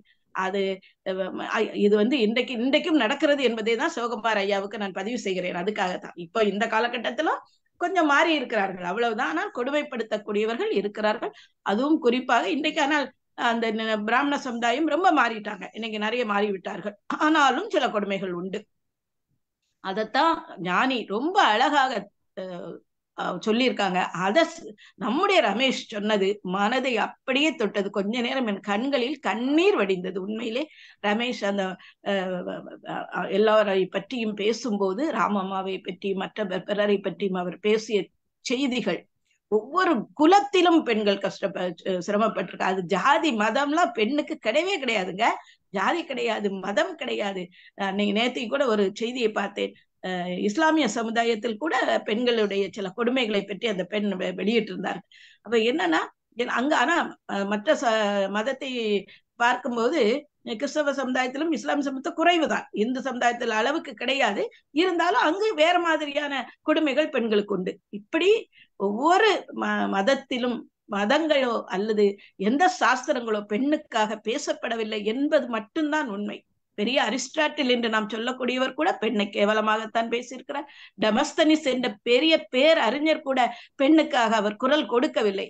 அப்ப எவ்வளவு மகிழ்ச்சியாக சொல்ல, உனக்காக ஒரு நீ நல்ல வாழ்வதற்காக ஒரு காதலியை கூட வைத்துக்கொள் என்கிற, காதலி என்றால் நான் சொல்வது வைப்பாட்டி என்று ஓப்பனாவே சொல்றேன், அப்படி சொல்லுகிறார். நீ வைத்துக்கொள், உன் மன மகிழ்ச்சிக்காக வைத்துக்கொள், சும்மா மனைவியை வைத்துக்கொள், இப்படியே சொல்லுகிறார். ஒரு பெரிய, நீங்க கேள்விப்பட்டிருக்க டெமஸ்தனிஸ் என்பவர் மிகப்பெரிய பேச்சாளர். அது மாதிரி அரிஸ்டாட்டில் சொல்ற, சாக்ரட்டிஸ், எல்லாருமே இல்லையா, அவர் மனைவி எல்லாம் சாக்ரட்டிஸ் மனைவியை பற்றி தான் எல்லாரும் பேசுவீர்கள். ஏன் அவள் அப்படி செய்தாள் என்று யாராவது நாம் நினைத்து பார்த்திருக்கிறோமா? இல்லை. அப்ப இந்த வரலாறு உலகம் முழுவதும் இந்த வரலாறு இருக்கிறது. அது நம்ம இந்திய வரலாற்றை அந்த பெண்களை தோண்டி எடுத்து சொல்லும் போதுதான் பெண் எவ்வளவு சிரமப்பட்டிருக்கிறாள் என்று தெரியும். இன்றைக்கு பெண்ணினுடைய தீய குணங்களை பற்றியும் அவளுடைய சில ஏதோ ஒரு குணங்களை பற்றி எல்லாம் கிண்டலும் கேலியமாக நாம் இன்றைக்கு பேசிக் கொண்டிருக்கிறோம். ஒத்துக்கொள்கிறேன், இருக்கிறார்கள், மனிதர்கள் தானே, அப்படியும் இருக்கிறார்கள், இப்படியும் இருக்கிறார்கள். ஆனாலும் ரமேஷ், உண்மையிலே உங்களுடைய பேச்சு இன்னைக்கு மனதை உருக்கியது. அதற்கு காரணமாக இருந்த நெருப்பு மலர்கள் எழுதிய ஞானி ஐயாவையும் இந்த நேரத்திலே நாம் நினைத்து பெருமை அடைவோம். இந்த நல்ல நிகழ்வை ஏற்பாடு செய்த நம்முடைய ஸ்டீபன் சாருக்கும் என்னுடைய மனம் கனிந்த வாழ்த்துக்களையும் பாராட்டுதல்களையும் ரமேஷுக்கும் சொல்லி, இன்னைக்கு பின்னூட்டம் கொடுத்த சிவகுமார் ஐயா உண்மையிலே நல்லா இருந்தது. அமுதாம்மா எல்லாருமே ரொம்ப அழகா சொன்னீங்க. அந்த நிகழ்ச்சி தான் இன்றைக்கு எல்லோரையும் அப்படி பேச வைத்திருக்கிறது என்று சொல்லி நன்றியோடு விடைபெறுகிறேன். நன்றி, வணக்கம். நன்றி நன்றி மேடம், நன்றி மேடம். வாங்க ரத்னவடிவேல் சார் பேசுங்க. அனைவருக்கும் வணக்கம். உண்மையில நான் இந்த பார்த்த படங்களுக்குள்ளே ஒரு சோகமான படம், அது அழுதழுது கொண்டு வெளியில வந்தது துலாபாரம் என்ற ஒரு படம். ஆமா, அந்த படத்தை தான் எனக்கு இந்த கதைகள் எல்லாம் நினைவூட்டிச்சது. அந்த படத்துல நான் அழுது கொண்டு வந்தது போன்ற ஒரு மனம் பொம்பிச்சது. உண்மையில இப்படி எல்லாம் என்ன மனிதர்களப்பா இவர்கள் எல்லாம், எப்படி எல்லாம் இருந்திருக்கிறார்கள், இதை இப்படி செய்யறதுக்கு எவ்வளவு மன அழுத்தம் இவர்களுக்கு இருந்திருக்கலாம் என்றதை நம்பவே முடியவில்லை. உண்மையில இது அந்த நெருப்பு பூக்கள் அல்ல, நெருப்பு பிளம்புகள். இவர்கள் எல்லாரும் நெருப்பு பிளம்புகள், நெருப்பு மலர்கள் இல்லை, நெருப்பு பிளம்புகள். இவர்கள் எல்லாம் அந்த காலத்திலே இவ்வளவு தூரம் இதை துணிவாக எடுத்து செல்வதே. இப்ப நான் நினைப்பது என்னன்னா, பாரதியாரை பற்றி நினைக்கிறது, பாரதியார் ஒரு பிராமணனாக இருந்து கொண்டு இந்த பிராமண சமுதாயத்துக்கு எதிராக செய்த புரட்சி இருக்கு. அது இப்ப உள்ள ஈவேரா பெரியார் அவர்களை எல்லாரையும் கம்பேர் பண்ணவே முடியாது. அதை விட மேலான புரட்சி அது அவருடைய புரட்சி. அந்த கருத்து அந்த அந்த அந்த சமுதாயத்துக்குள்ள இருந்து கொண்டு, அதே போல இவர் அடக்கப்பட்ட ஒரு படுமோசமான சமுதாயம் இருந்த காலத்திலே இந்த பெண்கள் இவ்வளவு வேகமாக செயற்பட்டிருக்கிறார்கள், தீவிரமாக செயற்பட்டிருக்கிறார்கள் என்று நினைக்க இவர்கள் உண்மையில நெருப்பு பிளம்புகள் தான், அவர்கள் மலர்களே அல்ல. இந்த சாதி கொடுமை அவ்வளவு மோசமாக அந்த காலத்திலே இருந்திருக்கு என்பதை பார்க்க பெரிய இப்ப அண்மையில இந்த தோல்சீலியை பற்றி நீங்க கதைச்சீங்க. அதை பற்றி ஒரு படம் உண்டு, மலையாளத்துல வந்த படம், இப்ப அண்மையில வந்த அந்த படத்தை மேலோட்டம் கேள்விப்பட்டிருப்பீங்களா? அந்த படம் திரைப்படம் அது என்னுடைய ட்ரெய்லர் வந்தது. அதை பார்த்துட்டு நான் நினைச்சிட்டு இந்த படத்தை பார்க்கறதே இல்லையாண்டு, பார்க்கவே இல்லை. அதை பற்றிய கதைகளை பின்னூட்டங்களை பார்த்தனே தவிர அதை பார்க்கறது சக்தி இல்லை. இந்த அவ்வளவு கொடுமையான விஷயங்கள் இது எல்லாத்தையும் அவர்கள் மார்பகத்துக்கு வரி போடுறது, அது எவ்வளவு மோசமாக மனிதத்தன்மை இல்லாமல் இப்படி மனித உருவத்துல மிருகங்களாக இவர்கள் இருந்திருக்கிறார்கள் அந்த காலத்தில் என்றதை நினைக்க இப்பவும் நம்ப முடியாம இருக்கு. ஆனா கொடுமை என்று சொன்னா சிவகுமார் ஐயா சொன்னது போல இப்பவும் இருக்கிறார்கள். இப்பவும் அங்கொன்றும் இங்கொன்றுமா இல்லை, தாராளமாக இருக்கிறார்கள், நிறைய இருக்கிறார்கள். இப்ப மனித சாதி என்ற பெயரை வைத்துக்கொண்டு, சமயம் என்ற பெயரை வைத்துக்கொண்டு அதை காப்பாற்றுகிறோம், அந்த இதுக்காக செய்கிறோம் என்று சொல்லி எவ்வளவு கொடுமையான வேலையெல்லாம் செய்கிறார்கள். இதுல சிறப்பாக நான் சொல்ல வேண்டியது ரமேஷ் அவர்களுடைய இந்த கதை, இந்த விஷயங்களை சொன்ன விதம். அவர் ஏதோ தான் நேர பார்த்தது போலதான் அப்படி சொன்னார். அது அருமையா இருந்தது அந்த சொன்ன விதம். இப்ப இந்த சிறுகதைகளை எல்லாம் கதை சொல்லிகள் சொல்றதை நாங்கள் கேட்டிருக்கிறோம். அது ஒரு வித்தியாசமான அணுகுமுறை. ஆனா இந்த ரமேஷ் அவர்கள் இந்த அந்த பாவத்தோட அதை கடகடகண்டு அதை சொல்லி கொண்டு போக அந்த இதுல கண்ணால முன்னால பார்த்ததை ஒரு உணர்வு பூர்வமாக சொன்னதை கேட்க எனக்கு உண்மையில பெரிய கவலையா இருந்து, பெரிய சோகமா இருந்து, துன்பமா இருந்துச்சு. ஒரு நல்ல பொழுது இப்படியாக போயிட்டுதுன்றதுக்கு கவலை இல்லை. ஆனால் இதெல்லாம் நாங்கள் அறிஞ்சிருக்க வேணும். அப்பத்தான் இது எங்களுக்கு என்னென்ன மாதிரியாக இவர்கள் வாழ்க்கையை கொண்டு போயிருக்கிறார்கள் என்றதை நாங்கள் அறியோம். இப்படியான இந்த எண்ணங்கள் சிந்தனைகள்லாம் எங்களையும் இப்படியான ஒரு அடிமைத்தனம், இந்த இந்த மோசமான கேவலமான மக்கள் நடத்துற அந்த இதுக்கு எதிராக செயற்பட வேணும் என்ற அந்த எண்ணத்தையும் எங்களுக்கு தான் தூண்டு. அப்ப அந்த விதத்துல மகிழ்ச்சி. ஆனால் கதைகளை கேட்டதுல துன்பம். மொத்தத்துல ரமேஷ் அவர்களுக்கு ரொம்ப நன்றி. இப்படி ஒரு கனமான விஷயத்தை எடுத்து எங்களுக்கு எல்லாம் சொன்னதுக்கு, பல விஷயங்களை அறிந்து கொண்டோம். மிக்க மிக்க நன்றி Ramesh. Thank you sir, thank you. Vinayatha sir பேசுறீங்களா? தாத்தா தாத்தா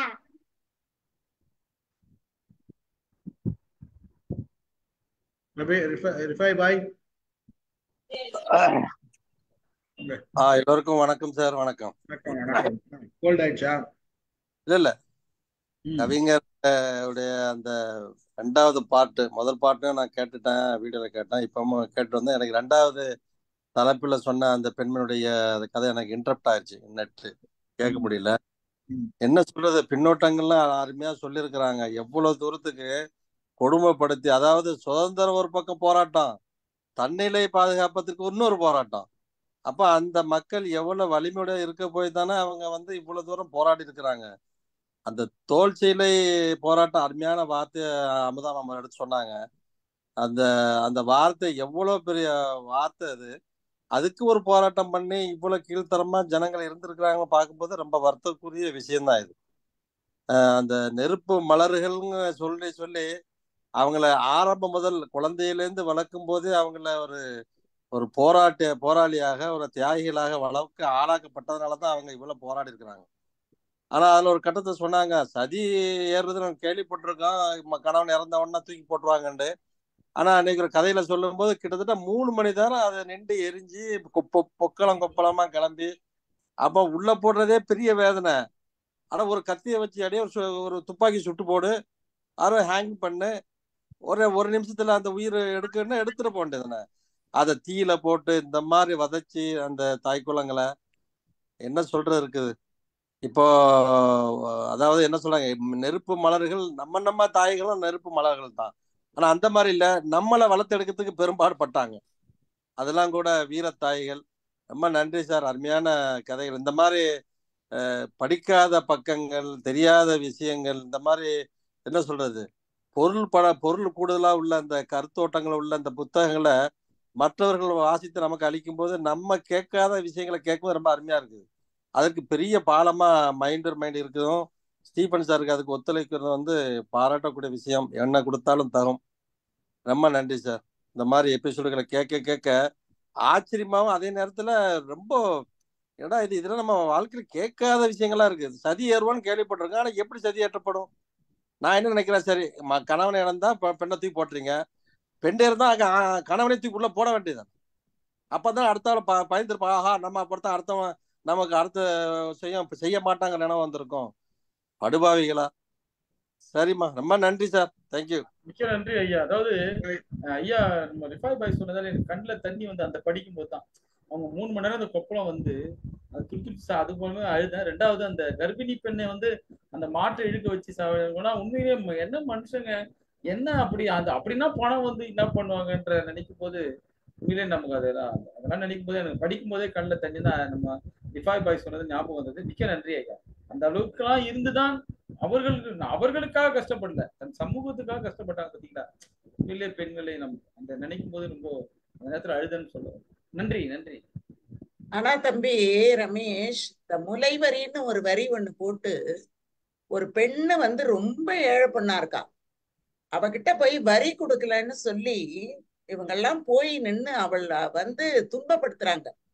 அவ என்ன பண்றா, தன்னோட மார்பகத்தை அறுத்து அவனு கையில கொடுக்குறா, எடுத்துக்கிட்டு போ, இருக்கிறதுனால தானே நீ வந்து கேக்குற அப்படின்னு கொடுத்துட்டு 2யும் அறுத்து கொடுத்துட்டு அப்படியே விழுந்து செத்து போறா. இந்த மாதிரி எத்தனை நிகழ்வுகள் வந்து அத வந்து படிக்கும்போது இதெல்லாம் படிக்கவே முடியாது. ஆனா அதை பதிவு பண்ணியிருக்காங்க பாருங்க, அதுதான் பெரிய விஷயம். அதை வந்து பதிவு பண்ணினதுனாலதான் அடுத்தடுத்து வர்றவங்களால அதை வந்து தெரிஞ்சுக்க முடிஞ்சுதே தவிர, அதை பதிவு பண்ணாம விட்டுருந்தாங்க அப்படின்னா நமக்கு வந்து அந்த பழமையை வந்து தெரிஞ்சுக்க முடியாது. அதனால அப்படியெல்லாம் தான் அந்த நெருப்புக்குள்ள கடந்துதான் இன்னைக்கு வந்து பெண்கள் ஏதோ இந்த அளவுக்கு கொஞ்சம் வந்திருக்காங்க. ஆனா வந்திருக்கிற பெண்களுக்கு நாம எப்படி இந்த அளவுக்கு வந்தோங்கிற அந்த சரித்திரம் தெரியல. மற்றவங்களுக்கும் அது இல்லை. இதெல்லாம் வந்து பாடப்பகுதியில வச்சு இந்த பிள்ளைங்களுக்கு அதையெல்லாம் கொண்டு வந்தாங்க அப்படின்னா அவங்க வந்து நம்ம முன்னேற்றம் எந்த அடிப்படையில வந்திருக்கோங்கிறத அவங்களால புரிஞ்சுக்க முடியும். அந்த அடிப்படை இல்லாமலே அவங்க எல்லாம் வந்திருக்காங்க. நம்ம வேலம்மா சொன்ன மாதிரி எங்க ஊர்ல கூட ஜாக்கெட் போடாம அந்த கிராமத்துல அந்த பெண்கள் வந்து கஷ்டப்பட்டதெல்லாம் இருக்கு பாருங்க, அவ்வளவு கஷ்டப்பட்டாங்க. அது கொஞ்ச நாள் கழிச்சு ஏதோ அங்கங்க ஒவ்வொன்று இன்னைக்கும் நான் ஊருக்கு போனேன்னா போடாதவங்கள இன்னைக்கும் பார்க்கதான் முடியுது. அந்த அளவுக்கு இது வந்து ஆணடிமை ஆணாதிக்க சமுதாயமா இல்ல வந்து இது பெண்ணாதிக்க சமுதாயமானே புரிஞ்சுக்க முடியாம ஆதிக்கமாவே இருக்கு நிறைய இடங்கள்ல. அதை மீறிக்கிட்டு வெளியில வர்றவங்க கொஞ்சம் பேர் வந்துடுறாங்க. ஆனா இந்த படிப்பு மட்டும் இல்லை அப்படின்னா அதை கொண்டு வர்றது ரொம்ப கஷ்டம். அந்த படிப்பு தான் அவங்கள வந்து இந்த அடிமைத்தனத்துல இருந்து கொஞ்சம் மீட்டு கொண்டு வந்தது. இல்லைன்னா ரொம்ப கஷ்டமா இருக்கும். பதிவு செஞ்சவங்களையும் இந்த நேரத்துல நம்ம நினைச்சு நன்றியோட நினைச்சு பார்க்க வேண்டிய ஒரு நேரமாவும் இருக்கு. இது வந்து இன்னைக்கு வந்து தமிழ் மொழி நம்ம தாய்மொழிக்கான நாளா இருந்தாலும் நம்ம தாயாக இருந்த பெண்களையும் நினைக்கக்கூடிய ஒரு நாளா இந்த நாள் வந்து நமக்கு அமைஞ்சிருக்கு அப்படின்னு நினைக்கும் போது ஸ்டீபன் சாருக்கும் ரமேஷுக்கும் ரொம்ப நன்றி தான் சொல்லணும். ரொம்ப ஒரு நெகிழ்வான தருணம் தம்பி இது. ரொம்ப நெகிழ்ந்து உங்களுக்கு தான் நன்றி சொல்ல. உடல் நலத்தில் இல்லாத போதும் நீங்க இதை எடுத்துக்கொண்டு நீங்க சொல்ல நிறைய விஷயங்கள் இப்ப சொன்னீங்க பாரு, அந்த தோல் எல்லாம் நான் தெரிஞ்சுக்கல, அதெல்லாம் தெரிந்து கொள்வதற்கான ஒரு வாய்ப்பு கிடைச்சது. முதல்ல உங்களுக்கு தான் நான் நன்றி சொல்றேன். வினயதேந்தர் சார் பேசுறீங்களா? இருக்கீங்களா? மைண்ட்ல இருக்கீங்களா Vinayathendar sir? Okay, I think sir பிஸியா இருக்காருன்னு நினைக்கிறேன். அவர் எதனா அட்ஜஸ்ட் வந்துட்டு இருப்பாங்க, பரவாயில்ல. இதுல வந்து விபாய் பாய் பேசும்போது ஒன்று சொன்னார், என்ன இந்த மாதிரி நிகழ்ச்சியெல்லாம் நடத்துறதுக்கு என்ன வேணா கொடுக்கலாம் ஸ்டீபன் சார்ன்னு சொன்னார். இந்த 3 வருஷமா நீங்க கொடுத்ததே உங்களோட பங்களிப்பு தான். எல்லாரும் வந்து பார்ட்டிசிபேட் பண்ணி தொடர்ந்து வரீங்க இல்லையா, இதை விட மிகப்பெரிய பங்களிப்பு இந்த நிகழ்ச்சிக்கு இருக்காது. அதுதான் ஒவ்வொரு நாளும் நமக்கு வந்து நம்ம ஒன்று சேர்ந்து பயணிக்கிறோன்றதுல அந்த மனத்திடம் தான் நமக்கு. இதே மாதிரி மனத்திடம் தான் நம்ம எல்லாருக்கும் அது இருக்கும்போது தான் இத்தனை செய்திகள் நம்ம தெரிஞ்சுக்கிறது மட்டும் இல்லை, பலருக்கு சொல்ல வேண்டிய விஷயங்கள். பெண்களும் நாம என்ன தெரிஞ்சுக்கணும்னா, இனிமேல் வந்து இது இவ்வளவு செய்திகள் இருக்குது, இன்னும் கொடுமைகள் பல இருக்குது. அதாவது நம்ம ஆக்சுவலா தமிழ்நாட்டுல இருந்துட்டு சில பார்வைகளை பார்க்கும்போது தமிழ்நாட்டுல கிராமங்கள்ல இருக்கக்கூடிய நிலைமை இங்க நகரத்துல இருக்கிற நிலைமையை விட பல கிராமங்கள்ல மோசமா இருக்கு. ஆனா அதை விட வடநாட்டுல நிறைய கொடுமைகள் இருக்குது, வெளியில தெரியல. பல செய்திகள் இருக்குது. இன்னும் நம்ம மாறவில்லை என்பதுதான் நிதர்சனம். மேலோட்டமாக பார்க்கும்போது மாறிய மாதிரி தெரிஞ்சாலும் இன்னும் மாறவில்லை. மாற வேண்டியது நிறைய இருக்குது, சிந்திக்க வேண்டியது நிறைய இருக்கு. இந்த செய்தியை கேட்கிற ஒவ்வொருத்தரும் மனிதாபிமானம் என்பது என்ன என்பதை இன்னும் மேலும் புரிந்து கொண்டு நடக்கணும் அப்படின்றதுதான் நமக்கு இந்த நிகழ்ச்சியோட ஒரு ஒரு நம்ம கொடுக்கிற ஒரு வெளிப்பாடாக நினைக்கிறேன். நான் கலந்து கொண்ட அனைவருக்கும் நன்றி கூறுகிறேன். இந்த அற்புதமான நிகழ்ச்சியை கொடுத்த ரமேஷ்க்கு நன்றி கூறி நிகழ்ச்சி நிறைவு செய்கிறேன். சொல்லுங்க ரமேஷ். அது என்னன்னா, இன்னும் ஒரு 4 மலர்கள் இருக்குது. அதுக்கு நம்ம அடுத்து, ஏன்னா நான் எவ்வளவு ஸ்பீட் பண்ணாலும் அது பெரிய பெரிய கதை இருந்ததால என்னால அது ஃபுல்லா கொண்டு வர முடியும். எல்லாருடைய சாரங்களையும் சொன்னாதான் அது நல்லா இருக்குன்றதால கொண்டது அப்படியே பண்ண அடுத்த பார்ட்ல நம்ம பண்ணலாம். அடுத்த பார்ட் பண்ணலாம். இந்த மாதிரி சொல்லும் போது எல்லாரும் ரசிப்பாங்க ரமேஷ். ஆமா, இத வந்து மிஸ் பண்ணவங்கள நான் நினைக்கும் போது ஐயோ எப்பேற்பட்ட ஒரு முக்கியமான இதெல்லாம் வந்து மக்களுக்கு தெரியாத தகவல். ஆமா, தெரியாத தகவல்களை சொல்லும் போது நம்ம வந்து எல்லாரும் எடுத்துக்குவாங்க.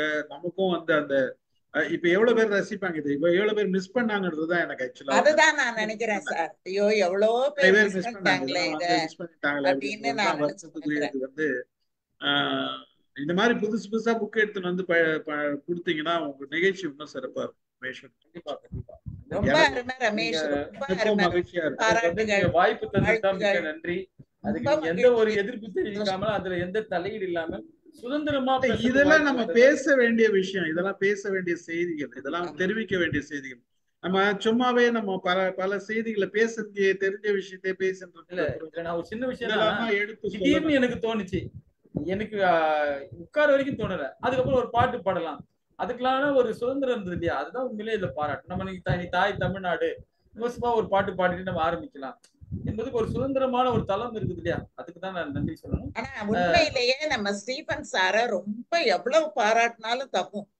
எப்படிப்பட்ட ஒரு சூழலை உருவாக்கி எவ்வளவு அழகா அதை கொண்டு போய் மேடம் சார், உண்மையிலேயே சொல்றேன் சார், 1% 0.5% கூட மிகை கிடையாது.